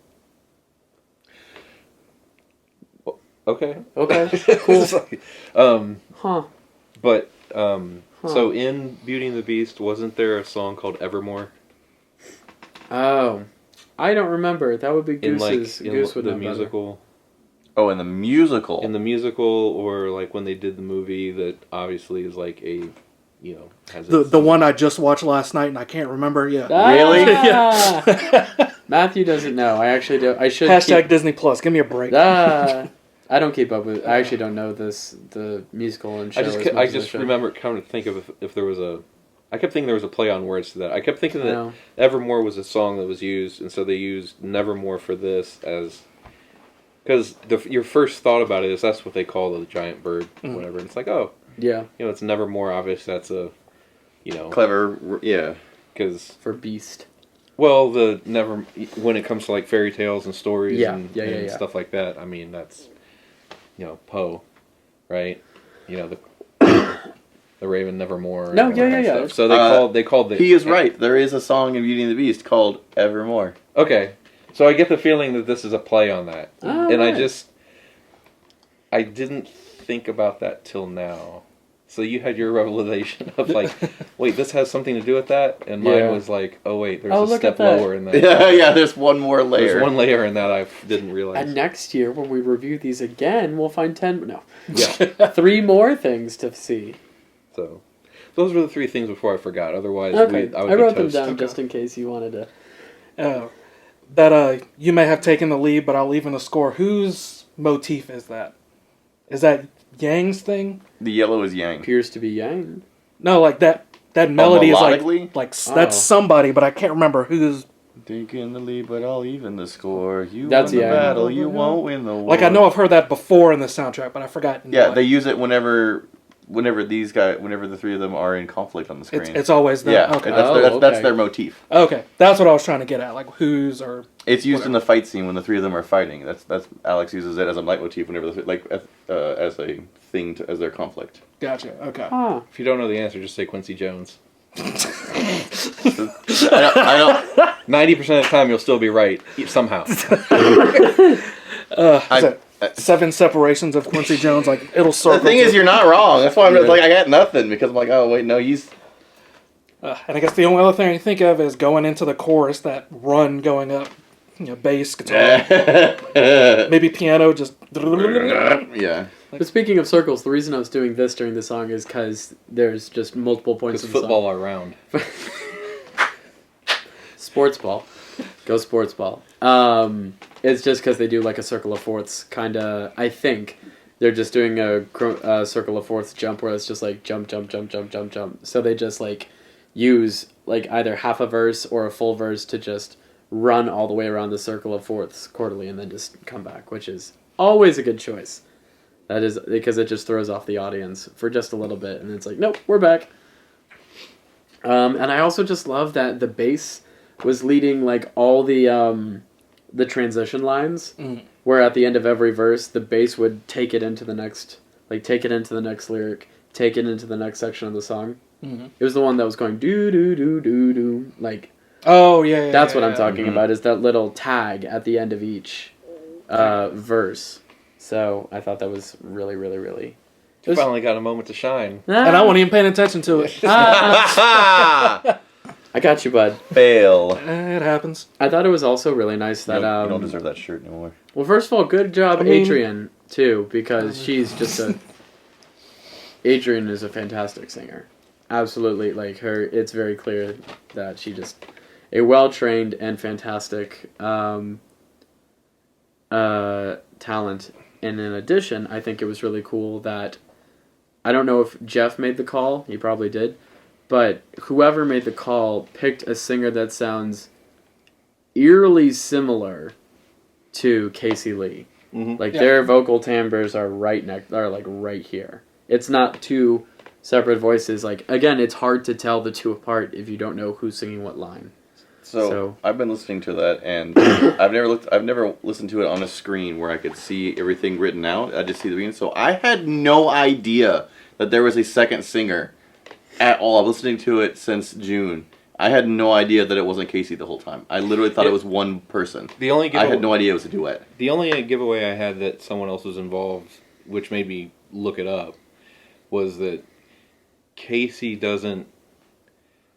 Only once or twice has she ever used like that little bit of that's when I was like, hooray, she finally... Oh, no. It's someone else. That's my favorite. One of my favorite sections of parts of the whole song was that. Right. I was like, oh, but now it's someone else. Psych. You ruined it for him. No, it's fine. I didn't look into it too much. So yeah, it's true. He's been doing it for 15 years. Right. He gonna cry in the car. Yeah.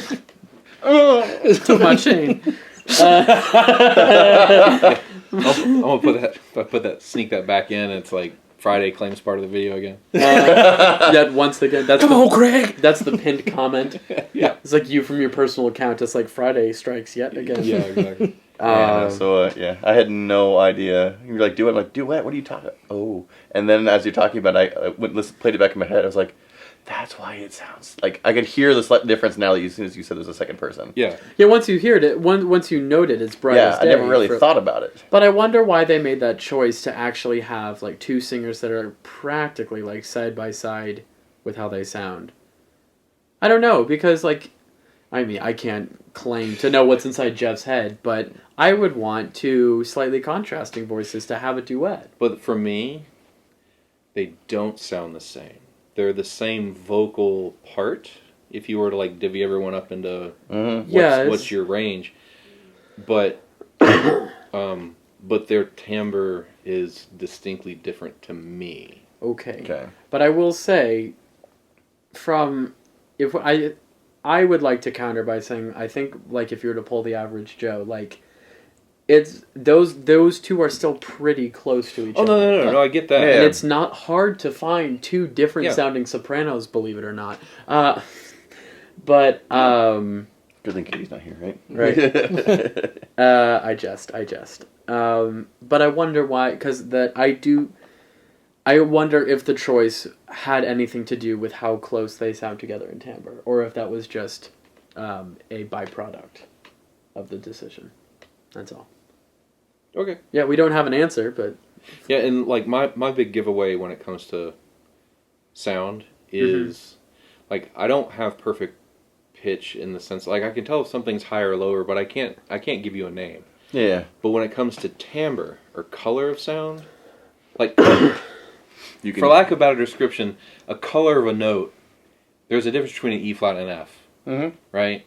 And there's certain color to those notes, and some people have developed a way to recognize pitches based on inherent colors of notes. F sharp supposedly has like a buzzy sound compared to like F, which is a little bit more subdued. E flat's very subdued sounding, blah, blah, blah. But for me, it was always real easy for me to pick out instrument types. And I don't mean brass to woodwind. I mean, is that a B flat or a C trumpet? You know what I mean? Like, things like that. Oh, because like, gotcha. there's a timbre difference. His superpower is Yeah, that's timbre. yeah. Which, you know, I play bass trombone, which has my entire job, it seems, is to totally destroy timbre. It's like, well, if it's an in tune and a chainsaw, then you're winning. you play the trombone, right? No. It's like, no. Yes, but no. Well, I have noticed that a lot of horns, from trumpets all the way down to bass trombones, or tubas, or contras, or whatever contra instrument falls, I've noticed that, like, horns are typically asked a lot to have, I feel like, different timbres within composition, especially within, like, symphonic works that have, you know, like, many movements with varying emotional context and compositions. They're also responsible for the widest range right in brass, so it would make sense Yeah. that the ear of a horn player of any kind would have an affinity for timbre, because if you want to be any kind of successful as a horn player, you got to know them all and be able to. Well, the partials on the instrument are set up so high in the Yeah. harmonic series that everything's really close together, so you have to be able to do that. it's kind of before we started taping, when we were playing a tune to figure out what volume to put this at. Oh, yeah. And we went from 27 to 30, and that one little bump, I was like, Whoa. that's it. Because all of a sudden I could hear inner parts I couldn't hear before at that. And I don't think it's because I'm half deaf. Yeah, that's always the concern. It was like when we turned it up, it's just like, do I need this, or is it because it's better? Yeah, but ¿Por qué no los dos? but no, I'm not there's that deaf. there's bits of stuff, like, it's really, really easy for me to tell when speakers are, not when they're distorting, but I can tell when they're about to. Yeah. Like, there's a timbre change that coming out of the speaker, I can tell when it's going to, like, start distorting. So, which is what kills me when Well, that's easy for me to tell. when I'm not the sound guy. Oh, yeah. It's And, like, no. And you go somewhere and you're like, Yeah, that speaker's about to blow. I instantly become, like, if you go to, like, I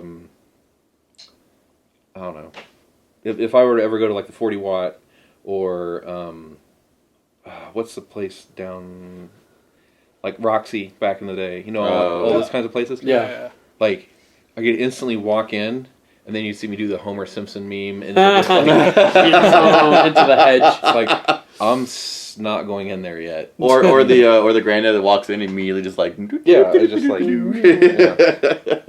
Yeah. So I don't know. My ears are sensitive to, like, the distortion aspect of it. So if it gets like deafeningly loud and it's not distorted, I'm good. The second it starts to distort, I can't do that. I'm out. Yeah. So anyway, Just fade. sorry for like. So next tune is Sorry, says the editor. Yeah, that's all staying in it.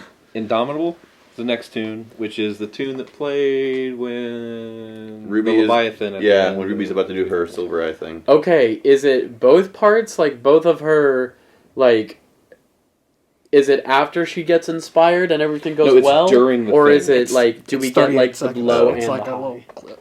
It should be all three of them. No, Because it's she goes down into Double rising. doubt. And then she comes out of it. That's a score. Oh, that's scored? Yeah, okay. when the flash happens, It's post-flash? it's during that. It's during the flash. There it is. Thank you, Flash. Oh yeah. There we go. Cool. cool. So ready?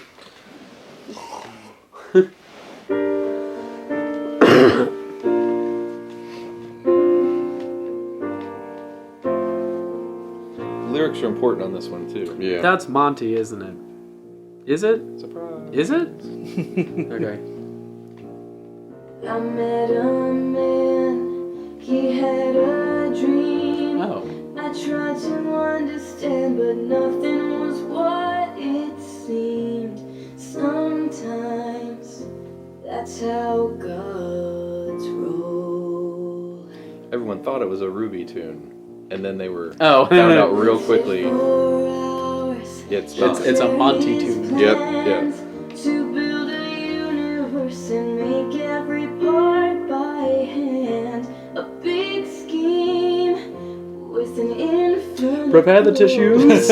Oh yeah. Yeah. Oh. Oh, absolutely. I'm already getting chills. So I would watch and listen and try to learn as the pieces and bits became whole. But there was more going on than the work at hand. What I learned had to do with the strength of the soul. There's a light that shines, and its power is mine. Though our body's weak and breakable, the spirit is indomitable. Ah, yes. This is the part that gives you chills and makes you like ugly cry. Yep. It repeats a lot. Oh, great. Perfect. So it breaks you down. Yep. This is like Lion King. How Pride Rock. Just dream big, then work till it grows. You can time all of this. We can evolve, achieving anything as long as our hearts resolve. Believing we'll make it sound. Though our lives are limited by years on earth, our dreams won't be bound inside. The goal's not to live forever. Ooh, there it is. The creations of time. There's a light Ah, Yeah. Yeah. that's good.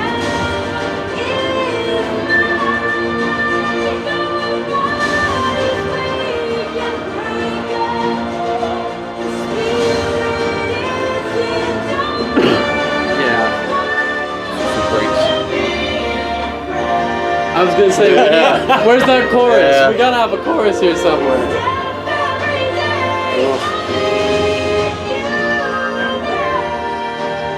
When we try, we transcend even death cannot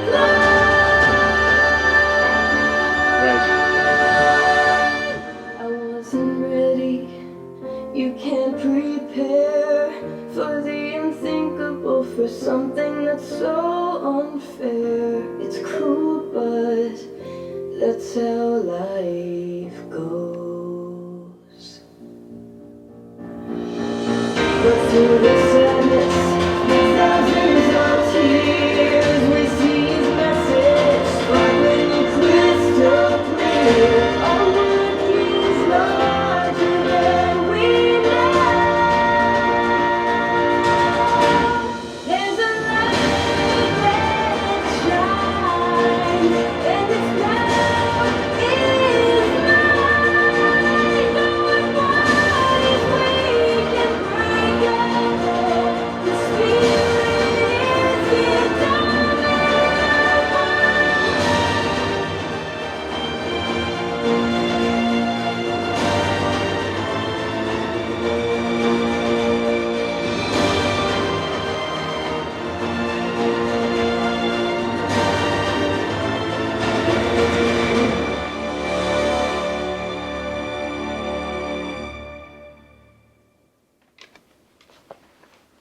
Yeah, that's good. So, Yes, I know it doesn't resolve.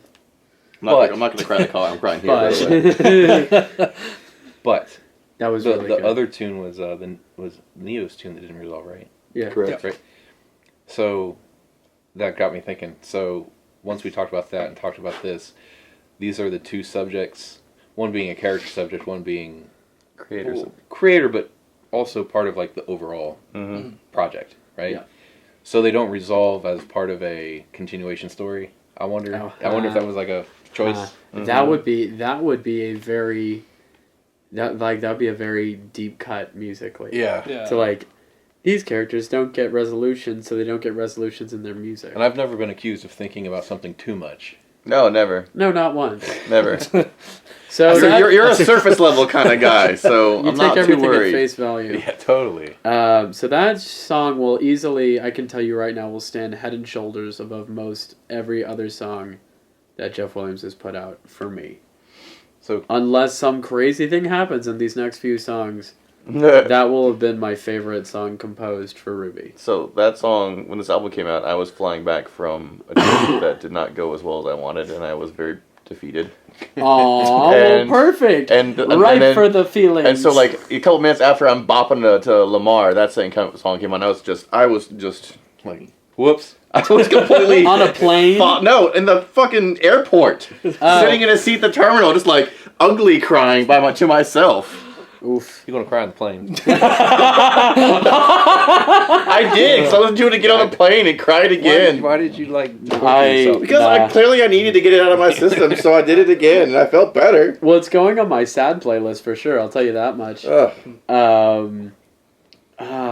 Well, I was gonna say, to peg off of what you were saying about the Neo in this tune, like it could be not resolved because it's like RWBY as a whole, like it's not over. Not done. Like it's not still finished. it's still growing. It's still This is reaching our new heights. This is our conspiracy train. Like we'll have you'll go to lyric reactors and song reactors, and they will give you conspiracy theories about what the lyrics mean. We, on the other hand, will hear a 4 or a 5 at the end of a song and just go apeshit. We hear a leitmotif. We're just like, that's this person's character's theme. Why is it playing here? What's going on? What are you doing? Wrong? We're just as crazy, just a different flavor of crazy. I have not told Michelle that the song is about Monty. She just thinks it's about just like building you up. Why? Because I don't know. She's got to feel that. She's gonna ugly cry when she watches this when it gets to that part. So. Oh, that's fair. So I was gonna figure this might we'll just wait. That's just. So I'll tell you right now, I can't cover that one. Not until I get like a high D or E flat, because that'll take years, if ever. I also don't like if I use that as a joke segue, but the real thing is that certain tunes really do make me want to go out and create. Mm-hmm. You know, when you hear a good tune, especially when it's in the instrument that you play or do, you're like, now I want to do something that's fair. Good. Yeah. Mm-hmm. Hearing something like that makes me want to put this to choir.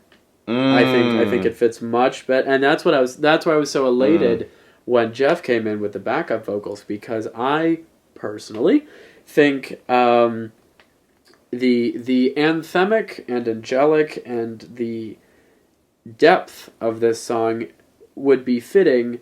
Like would be fitting for a massive choir to fit the massive orchestration that it was given. Mm-hmm. But I also have to credit how well Casey Lee turned into like the figurehead on a ship cutting through the waves. Mm-hmm. Because it's just that good. I made a joke during the song about like Pride Rock on Lion King, but it is just that epic. So having RWBY floating. Or RWBY standing on a levitating... It's already ruined. You're good. We get it. Or standing or floating or levitating or rocket shipping. Or the fact that Ruby Rose is like 50 feet above the air, above a giant Leviathan. The fact that Casey Lee would be standing in front of a giant orchestra. So it's all epic and amazing. So speaking of, I do know that I think she said... she had to listen to the demo of this 20 or 30 times to get it out of her system. Yeah, before recording it. Which, if you're a musician, you've ever actually had to go play a funeral. Not like, oh, I was hired to come in, but like, hey, like Jeff, Steve, Bob, whoever, somebody passed away. Okay, great, and we want you guys to go through. Oh crap, I know that guy. You know, that kind of scenario. It's like. When there's attachment. Yeah, when I sang at Jeffrey's funeral back in 2014, that was so tough. There's the having to like get it out of your system before you can do it. Yeah. Which is that's something that musicians can understand more than someone who, because musicians are going to be the ones asked to go do something like that, right? And then so half of this, lyric wise, I say half, but it's not. I'm not being literal. Half of it was from the point of view of describing the creation process or things like that. Some of it was little nods about the map from a stain. So the whole remnant map is from like a stain on a napkin. Was like, oh, we'll use that, kind of for continents or whatever. Okay, great. That's not the first time that something like that has ever happened. It won't be the last. It's a cool idea. But then the other half of the lyrics are things that Monty actually said, like quotes of his or stuff he put up on social media or other stuff like that. So that's what makes that one difficult, especially if you're a performer, is because you know the person, or whatever. But now you're saying their words. But there's the attachment to their personality that they expressed by way of putting quotes or messages or talking to people or whatever. So, and if that wasn't bad enough, right? But wait, there's more. The next tune. Oh yeah. But before we go, I do also want to say that I think Casey Lee, I don't know if it was because there was personal attachment in this song, but her voice sounded much more mature in this tune specifically. Maybe it was because she was given a little bit more freedom to do her own timbre choices. Not to say that I don't know if she has freedom to do timbre choices before, but I feel like she got to do. Are you handing me this? No, it needs to be unlocked. Oh. There you go. Thank you.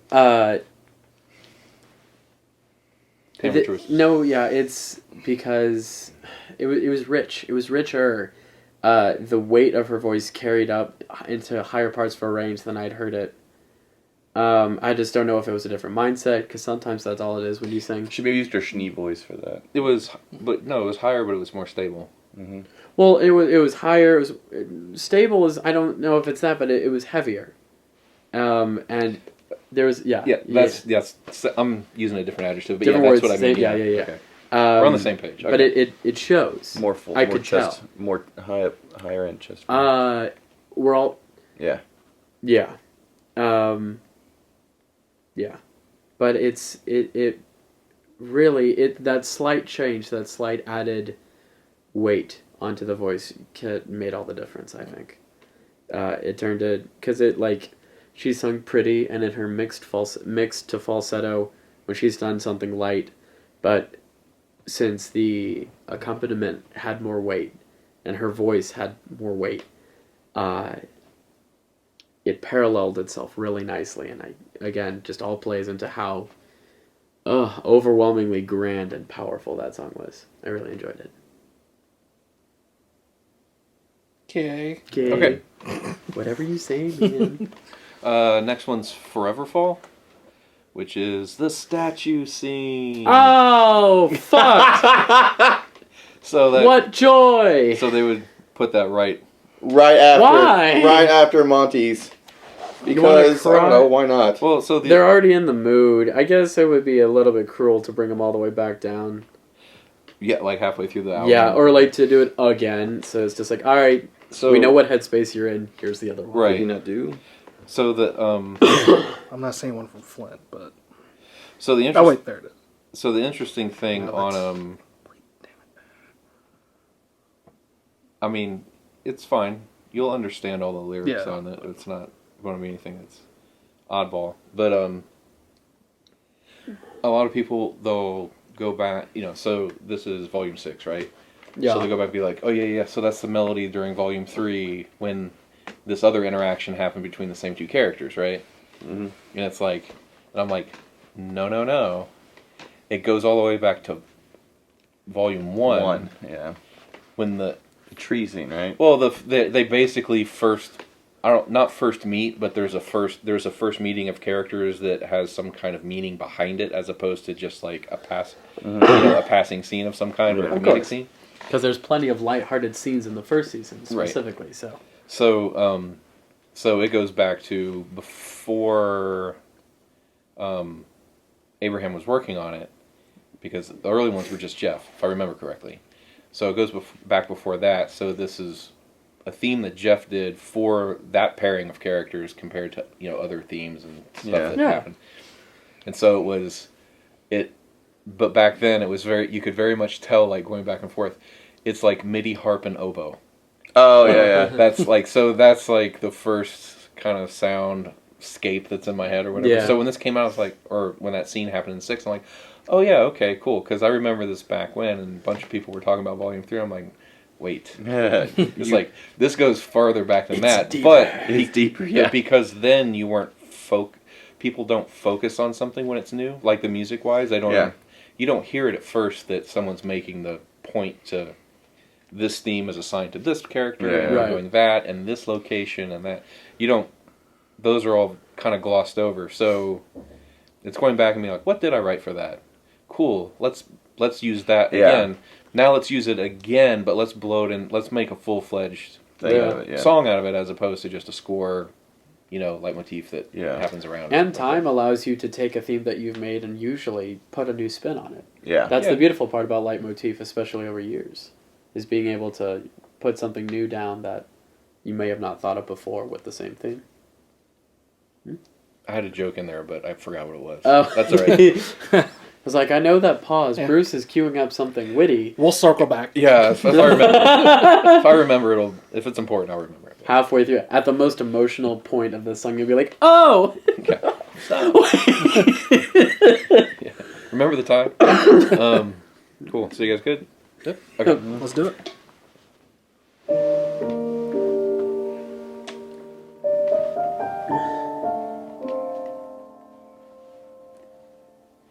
That is a beautiful artwork.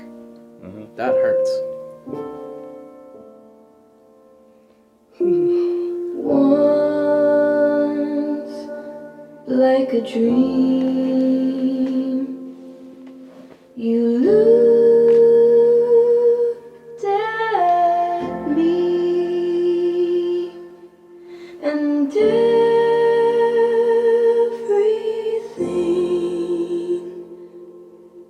felt new. You didn't remember the joke. No. I don't think you could hear that reverb on headphones the same way. Which is all the more reason why I wanted to... Yeah. The Yeah. past seemed to fade. That's not just echo, that's a tunnel Yeah. effect. Restored by you. Yeah, I don't hear that before. And I know for some it's temporary, like a shooting star soon out of view. But this will always be. It's my destiny to be in love with you. Some people fall in love for life, others never get it right. I know that too. Yeah. Yeah, that's really nice. Love's fickle when it goes. One thing that I know for sure, longer than our lives endure, you're my forever fall.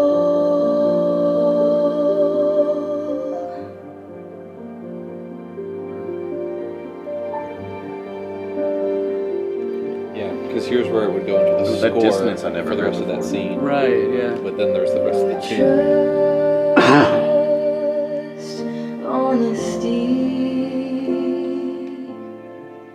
helps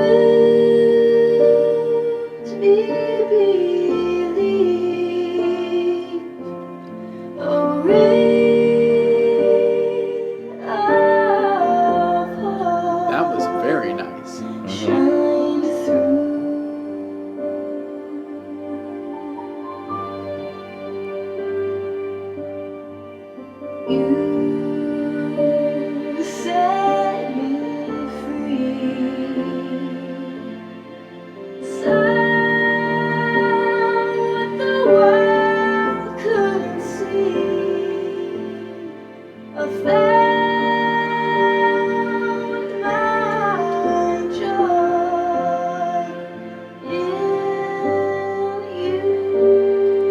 wanting that to be a Picardy third. I don't know what that says about me. Says you're a Hufflepuff. Listen. Yes. Like the seasons change, they come and go. But this is infinite. Nothing even death could separate our souls. 'Cause you're my And that's all pure quotes-ish. Like the whole section of lyrics. Mm-hmm. Which, you know. Yeah, right. Some Twist, people twist, twist. fall in love for life. Others never get it right. Lost Sounds like- fickle that sounds like a Norah Jones tune. miracles.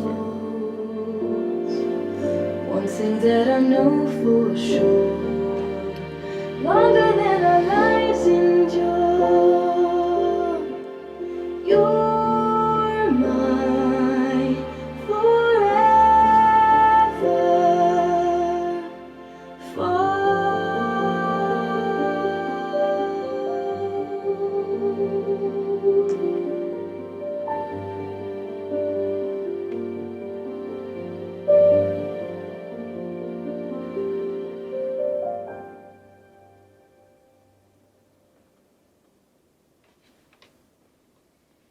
Yeah.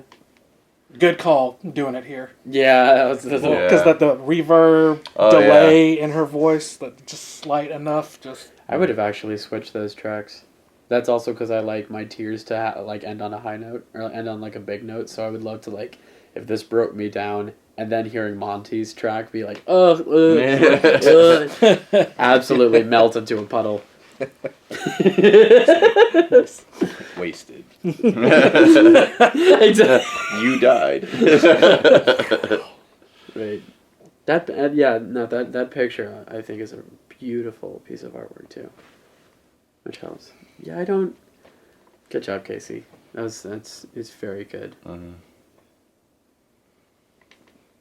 That's one of the ones where you made kind of a, like Norah Jones, Yeah. kind of that, Mhm. It sounds like a Norah Jones tune. yeah, that feel a little bit. And so, which makes sense to me because if this was shorter, because you wouldn't ever, you wouldn't want to create like a 5 or 6 minute Right. tune out of it. But if this was shorter and you reworked it just the right way, even out of context of it Oh, yeah. applying to the show, it could be a great jazz ballad, Oh, absolutely. you know, type scenario. Easily. Or jazz orchestra Yeah. ballad or something like that would work pretty well. Which no, jazz does not have to swing all the time, so that's why I say that. Yeah. Obviously. It does not. But it don't mean Yeah. a thing. God. You had to. Oh. Wow, Bruce actually clenched a fist at that one. He went full Arthur. It was just like, It was like I had to not grab this chair. Folks, we almost lost Matthew. Grabs my outstretched hand.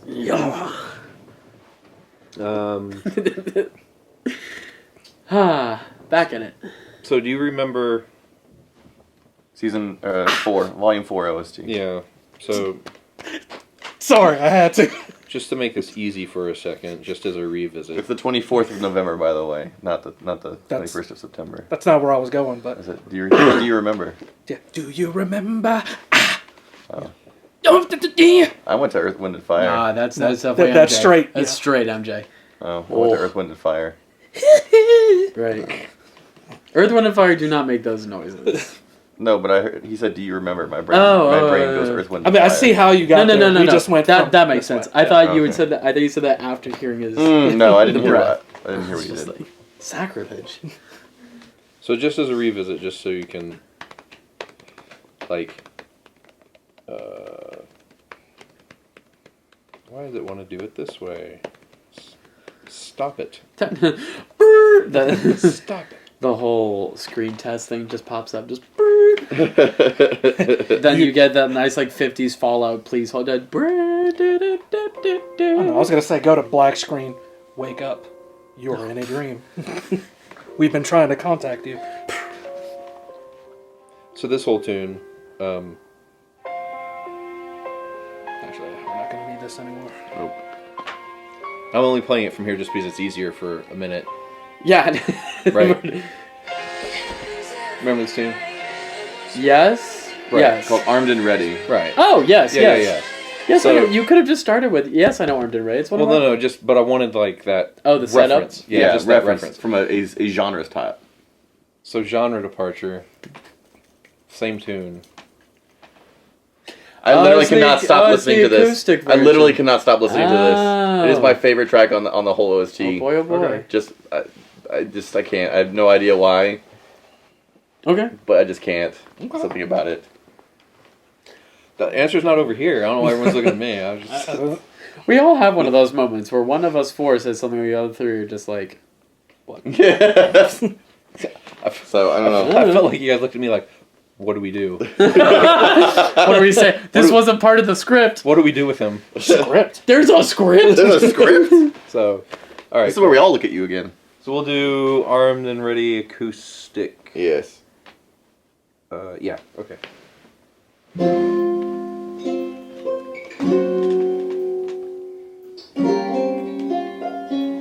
So the backup thing for this is a group called the Hit Points. Welcome to Uncharted 4. In the first chapter of this story, we will be... No, but the important part here is you need to listen to Casey's voice Yeah. because it's part of the.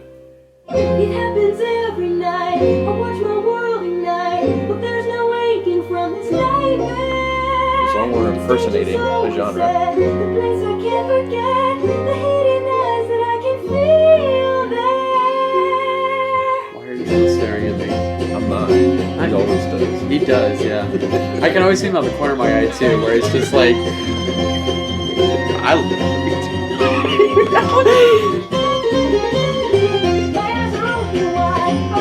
Oh, I know what, yeah.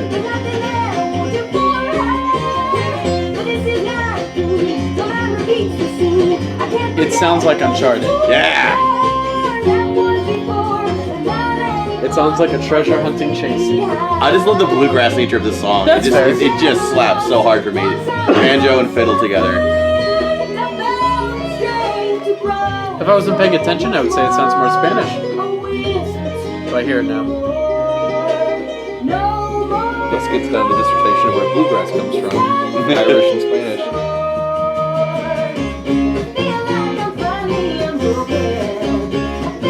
Deliverance style banjo, I see you. All I'm seeing is Bale Fleck right now. Right. Yeah. I'm okay with that. He's hilarious. Actually, man, I'm here on. Where are my spoons? Bring my grandma back because she can play the spoons. Alright, that was a good tag. A good banjo tag at the end. That was hilarious.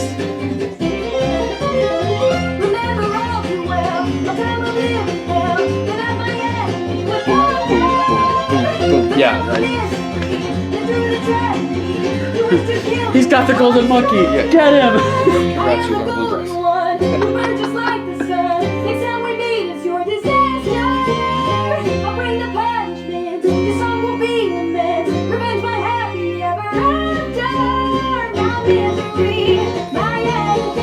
You can put flavor wherever you want, buddy.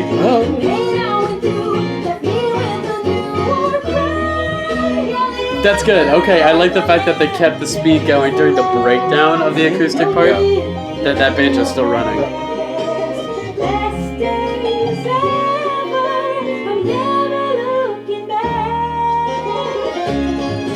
That's a clean ass banjo player. Damn. Oh, just wait. Just wait. They do the guitar solo, Oh yeah? Oh god. but fiddle and banjo unison.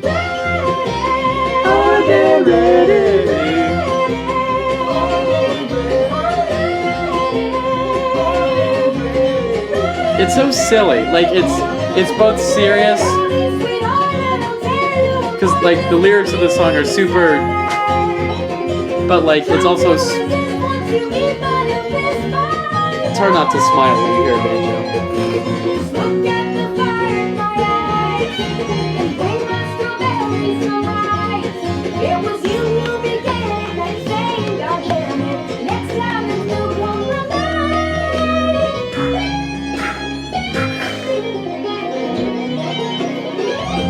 good job, Fiddle.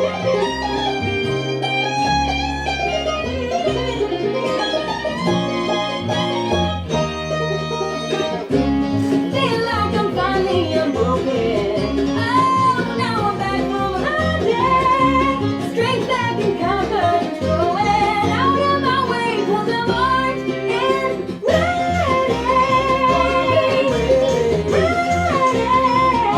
So long goner too, but okay. Right. Hey, if they could switch from that to this, then I can do this and we'll be just fine. Well, okay then. That's hilarious. So with her voice, like the accent that she's doing, having lived in both Texas, or I say both, but this is about to be a list of, Texas and Oklahoma, the Ozark Mountains, Appalachia, like Proper. yeah, well, I mean, I've been through big chunks of like West Virginia and stuff like that several times. Because that runs all the way from the most northern part of Georgia all the way through Tennessee and then all the way up, right?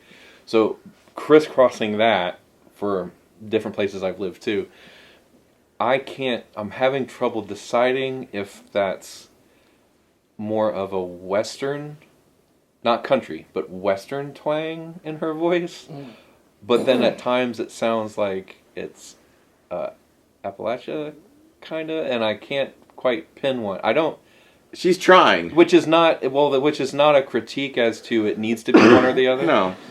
But it's a nice little Flavor. amalgamation of several. It's an affect, yeah. So because the tune itself is definitely bluegrass and absolutely, Appalachia, kind of stuff. Yeah. Part of the joy is that when I think there's a simple joy in the absurdity of that would never work when you see it on paper. Like, if you were to look at this on paper, I honestly would look at it and be like, ha, that's funny. That would never get off the ground. But then you hear it and you're like, oh, well, damn. Yeah. It's great. Like, it's the happy shock of just this works so much better than I thought it would. And it's... Which I think we finally got the habits. We finally said it on the Volume 6 video. I don't know if we've said that yet. What? Every OST. I didn't think that would work, but it does. Yeah. I mean, Yeah. Bingo card and drink. I was Whoever. going to say, Yeah, you're welcome. Whoever. I just, when I heard that, the first time I was listening through, was not expecting that at all. it's a jaw drop moment because you're just like, I swear to God. What got me was the fiddle and the banjo in unison doing the electric guitar solo. Yeah, the sweep. I just wasn't expecting the banjo to be keeping up as cleanly as it was, and I was like, all right, I'm sold. Who's the banjo player? Is it Jeff? No. There's a Oh, that's right. The backup group you said. yeah the hit points. The hit points. Good So- job, guys. Good That was job. So good. Holy crap. Yeah. That was clean. I have no idea. I mean, I haven't looked it up yet. I have no idea where they are. I don't know who they're friends of who or anything like that. I don't have any backstory for that. But that's the name of the. Ah, I just love it. I can see why. It's pretty fantastic. Well, I mean, I introduced you to that playlist. There's a playlist on Spotify called Southern Gothic, yeah. Southern Gothic. Oh, so good. That is every bluegrass.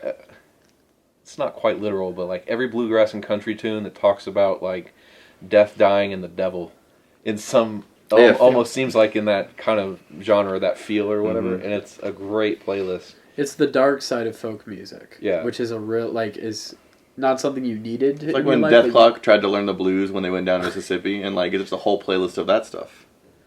No. It's dark. It's all dark stuff. Nope. But wrong style. That's what I think.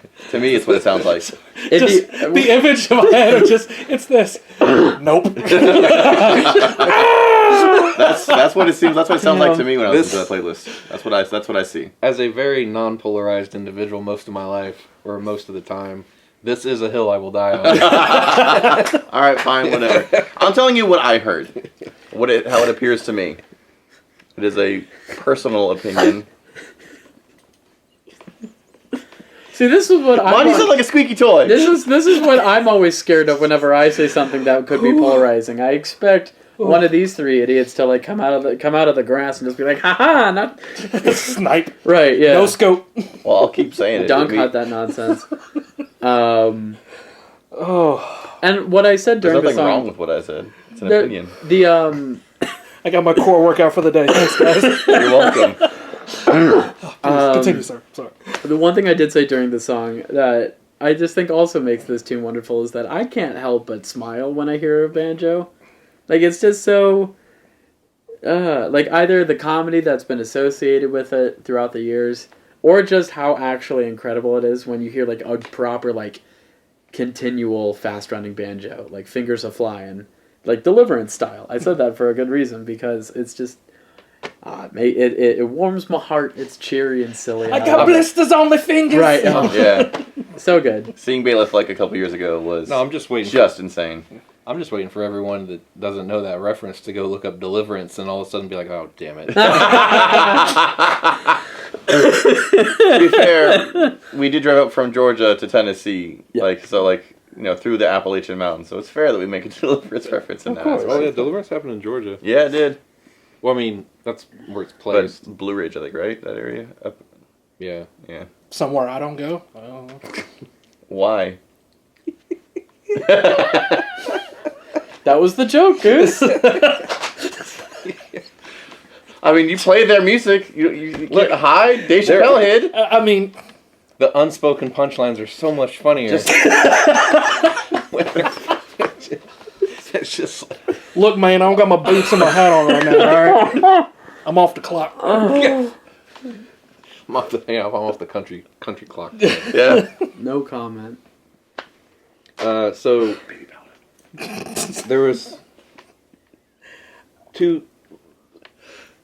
Hold on. So one of the score tracks that we were asked about listening to was "Protecting Each Other," which happens during the Battle. the Adam Yang fight kind of thing. And also a delicate balance, I think. Was the other one? A delicate balance. It's during the flashback with Salem. Oh, The score for when they're the flashback episode. the Lord drop. Mm-hmm. Oh, Ozma. And, Yeah. That So I saw that a couple times too. I'm thinking because we've got a time Oh, okay. cap limit of what's as far as like in here. Oh, okay. And I want to let me see real quick just what's on that list. edit. I'm glad that you could be on. You're welcome. You're welcome. So let's do this. Let's do What? That's Herb Albert. Is that Herb Albert? Huh. and the Tijuana Brass. Yep, we were listening to that this morning. Which That's definitely not what I... music history moment when the Herb Alpert and the Tijuana Brass made their first album. There was no Tijuana Brass yet. It was the guys from the Wrecking Crew recording Oh, it was? the parts. Of course it was. And then they put the band together later as needed. Yeah, of course it was. Side note. I figured. So, like, where is it? Trouble Aboard Argus Limited is like the train fight proper. So that was like one score thing and then you mentioned A Delicate Balance. A Delicate Balance, and then protecting each other. Yeah. So, anyone got a particular vote? Those are like 3 longer tracks. Oh. I mean, they're not like 2-minute. Are you score voting 1 or things. 2? Or like tracks to listen to?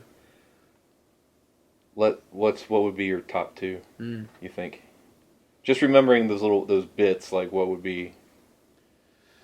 Train Fight, Adam and Yang, and... I'd say Protecting Each Other and Delicate Balance for me are my of those 3 are those are my 2 and scores. What was the third? Delicate Balance, which was a Lore Drop. yeah. Oh, that's right. Definitely the Lore Drop. I think that one we need to listen to, and we've had normal songs for the other 2, so I would actually take the Train Fight, but that's my opinion. So Lore Drop and Train. Yeah, I agree with that. Right, works for me. Okay, cool. So So let's. I try to do- play it in my head. Like, do, what do, was do, that? Trouble board. Sorry. Cool. You know. And this is our train. Yep. Ah, I missed it. It's 5 then 6, 5 then 6. That's why I missed it.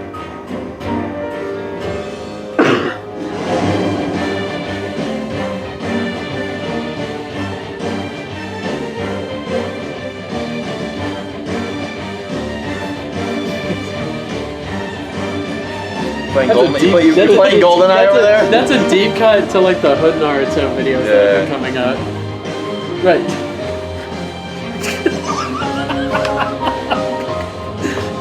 Let's go look at the camera now.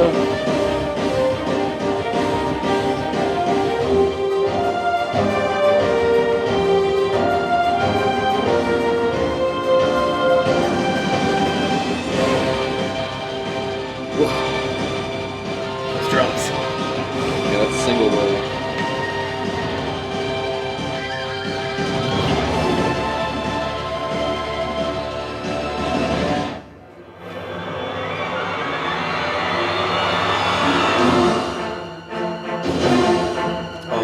Boss fight. Right. Yep. Why can't I save? Why can't I save? Why is this music playing? That's where what's his face gets yanked off. Oh yeah. Don't let anyone else die. Oh, I guess he died. Why does this always happen?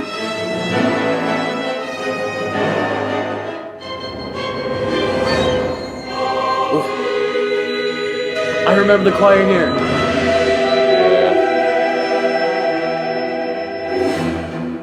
Bit of Star Wars vocals.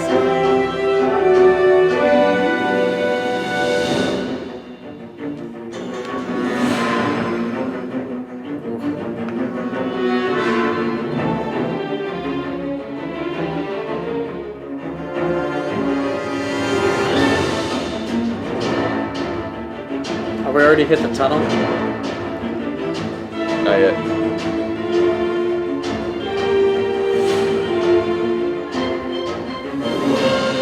That'll be a big mute. Yeah, blah blah blah blah. Kind of lead in, I think. I want to be the triangle player.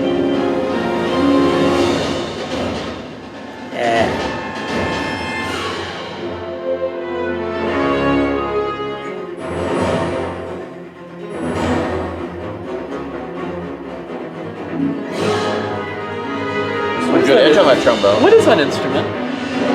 The one that sounds like harpsichordal? It's gone now.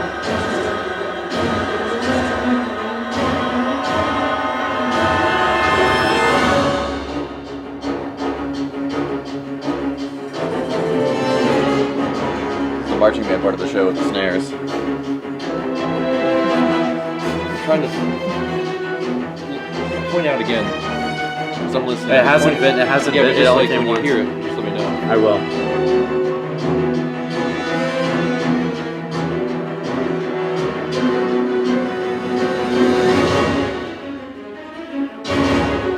Harpsichord. Is that a harpsichord? Okay. Yeah, that ping in the back. Yeah. That's it. Either that or they somehow did hammered dulcimer instead. That's what I was thinking. The first thought was a dulcimer, and I was just like, really?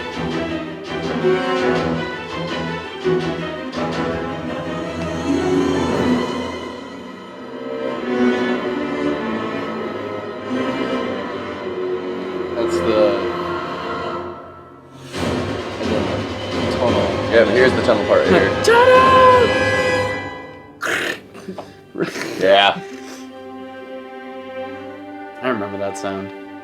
I remember you flinching to that sound. Yeah. I remember me flinching to that sound. Celery stalks being twisted. I'm just surprised his actual other half of the arm made it. I feel like it should have just gotten detached.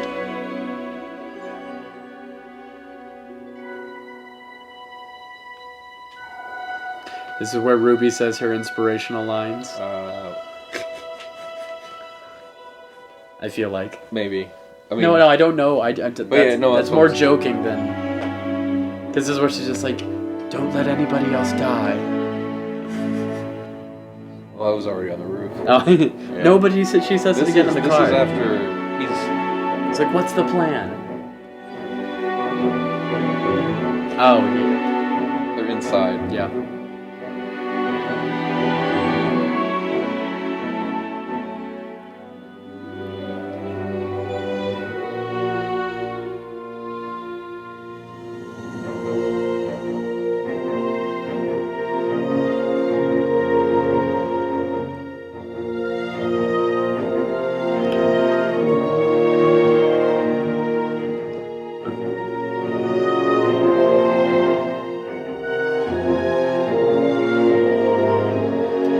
I found it. I found the leitmotif.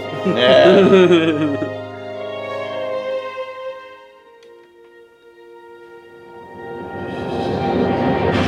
Yeah.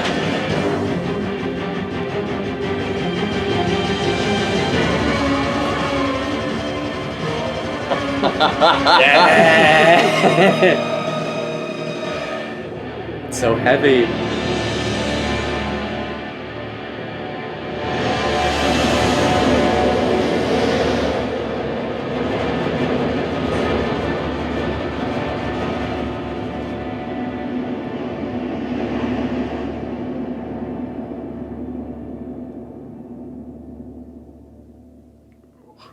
Yeah, and then that was okay. What I wouldn't So give that to be, was where they spun and cut it in half. yeah, well, like I would, like to be a fly on the wall in the recording room when they just did the chaos moment at the end. Where the conductor's just like, go. Well, that's just it. Is like You think it was outsourced all the way? no. But like because of programs that exist, there is a possibility, a very very good actually distinct possibility. There, even though you heard certain timbres within like brass and things like that that were edgy that you don't ever associate with. Okay, well that's a MIDI patch to this, and that's Right. that stuff actually exists. Now, yeah. Oh, okay. So That may not be live. correct. Now Okay. I don't fault anyone for that either because It's expensive It's to hire. expensive. yeah, like Oh. you can't. Costs money. And the so how that works in general is the reason why so many things are recorded in Los Angeles for orchestra stuff, for film scores and TV shows, Part 2. is because those guys are like crazy good sight readers. Like when you hear the score to The Matrix, they sight read that. That's the first time they've ever seen the music, and they just read it, and they might have played it 4 or 5 times, and then just took the best cut of the 4 or 5 to then put on the score. But there's not like time for rehearsal. Now, outside of LA, where that's kind of a specialty, there are people that can do that. Nashville Symphony has added stuff on top of film score things. There were things that were recorded in LA that they wanted changed later, and Seattle Symphony did the revisions. So there are people outside of LA that can still do that. But the point being, the cost of hiring an orchestra is so much. yeah. So much. So, because you got 60 to 70 in a full orchestra, depending on how many alternate other parts that you want to have at winds any and given stuff, time. With So- writing like this, it would be about 60 or 70 Yeah. easily. So you got if it were to be live. Yeah, so let's say 60 to 90 to give just a wide berth, right? Mm. So at any point in time, they're all making, I can't remember union scale off the top of my head. I want to say it's 100 something an hour or something like that. I think it's 120 an hour. Yeah, and it depends on where Well, you're... that's Atlanta Union. Yeah, It's it 120. well, it depends on where you're at. So LA might be 100 an hour, Atlanta might be 75 an hour, Nashville might be 200 an hour, or whatever it is. But it's that much per hour times 60. Yeah.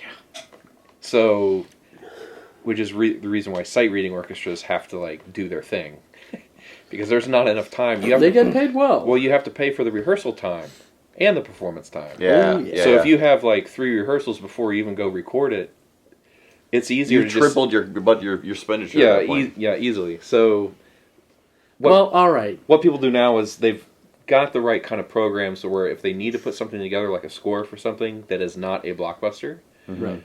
and they're not going to go hire London to do it, or something, then you've got the processing power, and you've got pre-recorded stuff that fits in the right places. Mm-hmm. And if there's something that's oddball that really sticks out, you might hire 3 people to come in and play, like one trumpet player play all 3 parts in only this section, because it needs to sound very specific. Mm-hmm. You know, and then you just layer that in or something like that. So you can piecemeal it together that way. The only thing I'll say timbre-wise that stuck out to me, I mean, there's a lot of stuff going on, obviously, but that stuck out is the mute that was used for one of the trumpet parts was not a straight mute. It was a Harmon mute, which is something you don't find in an orchestra. See, I'm not the only one with weird random music trivia. Yeah, your ears are weird for different reasons, reasons than mine are. He's got weird ears too. So, but yeah, that was a Harmon mute, which you only really in that's like big band and jazz stuff that you would find that. But it's a sound color. It's Was just the stem out? Yes, it sounded like it was. It sounded like it was in on itself. Yeah. Like. But anyway, sorry. Shout out to Wilson Alexandria, because, geez, like, at least with my ears, that higher piccolo range and that triangle, it was Yeah. piercing. Like, Jesus! As it should have been. Like, this is what a dog feels like. That's like, what happens. That's what happens when you have a tweeter and a super tweeter Oh, yeah. in the speaker. Like, anytime that piccolo was trilling and Yeah. that high I register, feel I'm it. like, It's there. Well, you'll hear it in the delicate balance, too. God. Because when the dark guy appears. Why's he got it? Never mind. Not going to say it.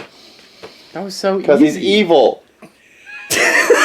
Hey, I tried to let it go, but, More. Racist motherfucker. More. I mean, reparation.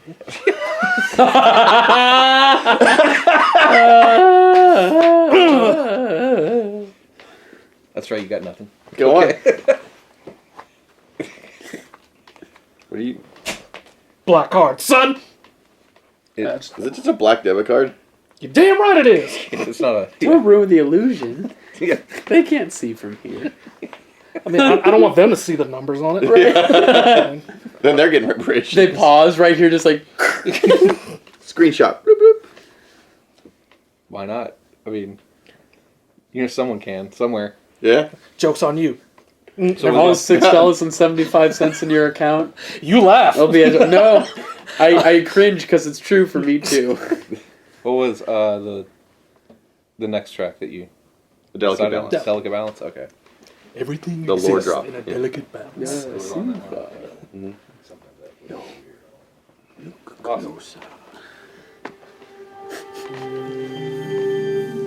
I can't. I could never hope to imitate James Earl Jones. You wouldn't see me here with you schmutzes. I'd be making big money if I could sound like James Earl Jones. There used to live a girl, and her name was Salem. That was the last track. But thank you. What? That happens in the previous track. What's this? No, what part of the story is this? This is the next episode. Oh. It's the same melody. It's I fine. thought... Same damn story. Same melody, same story. Right. Wrong track, though. Oh, God.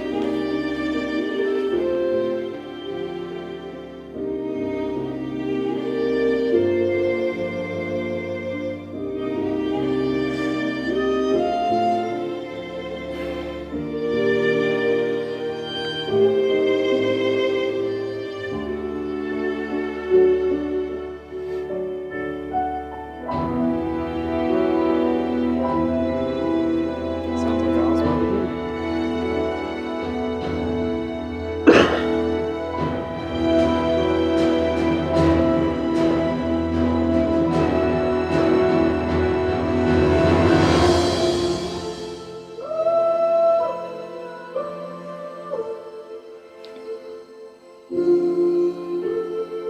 So is that Casey? Okay.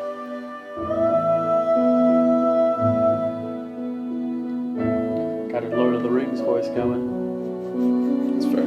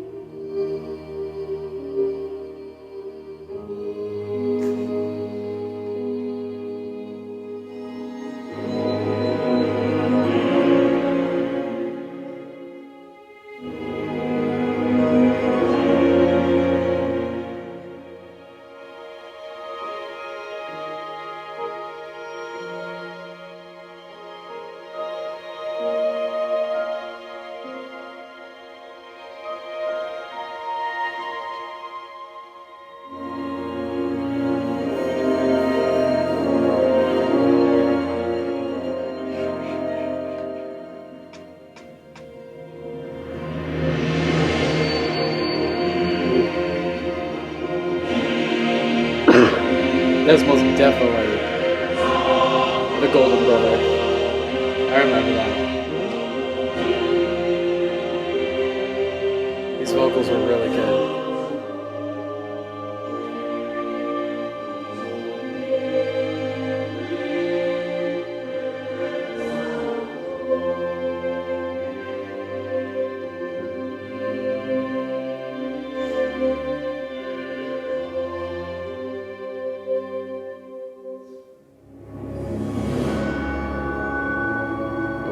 Darkness is Right. Yep. Let him rest.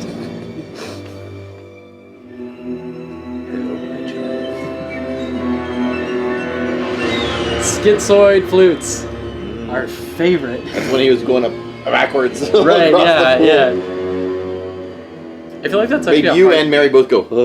Right, well, I feel like that was a hard technique to do, like, the whole unsettling flute sounds. Maybe.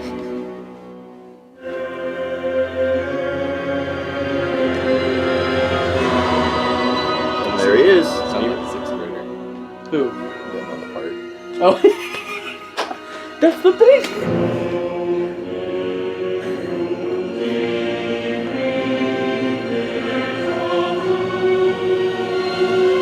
Older brother. Mm-hmm. Or mate, or... Allow me to fix my mistake. No, you will die.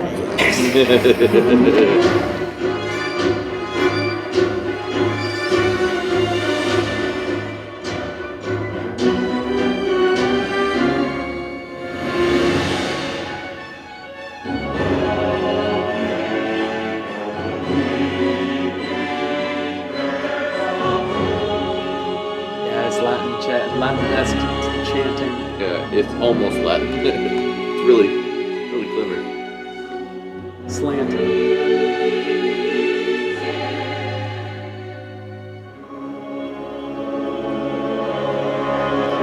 Those bass bones. Yeah, that's what I'm trying to figure out. How much of this is patches or not.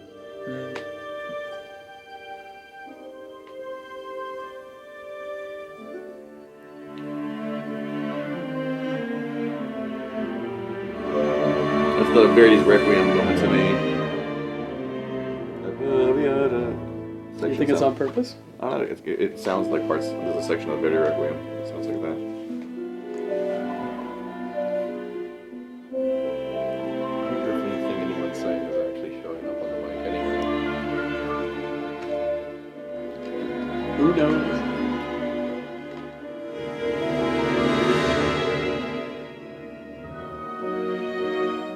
Ah, yes.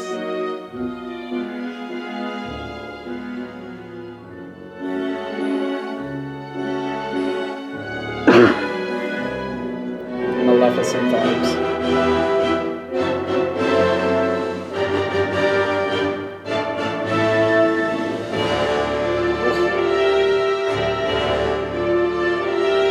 Huh.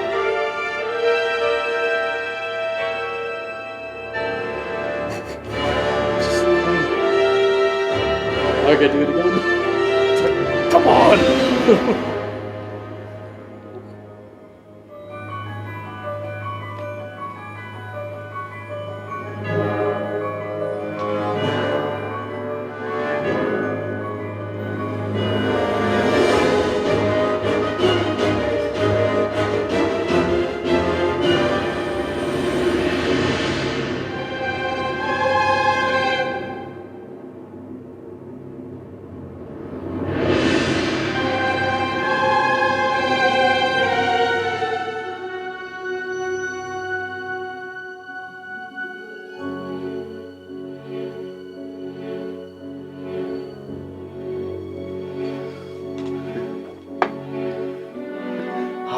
High in the bell tower lived.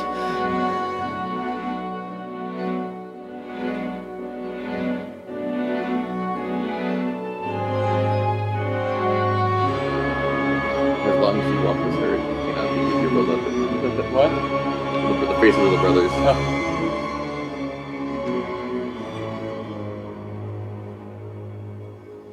is this the whole we wipe the planet thing?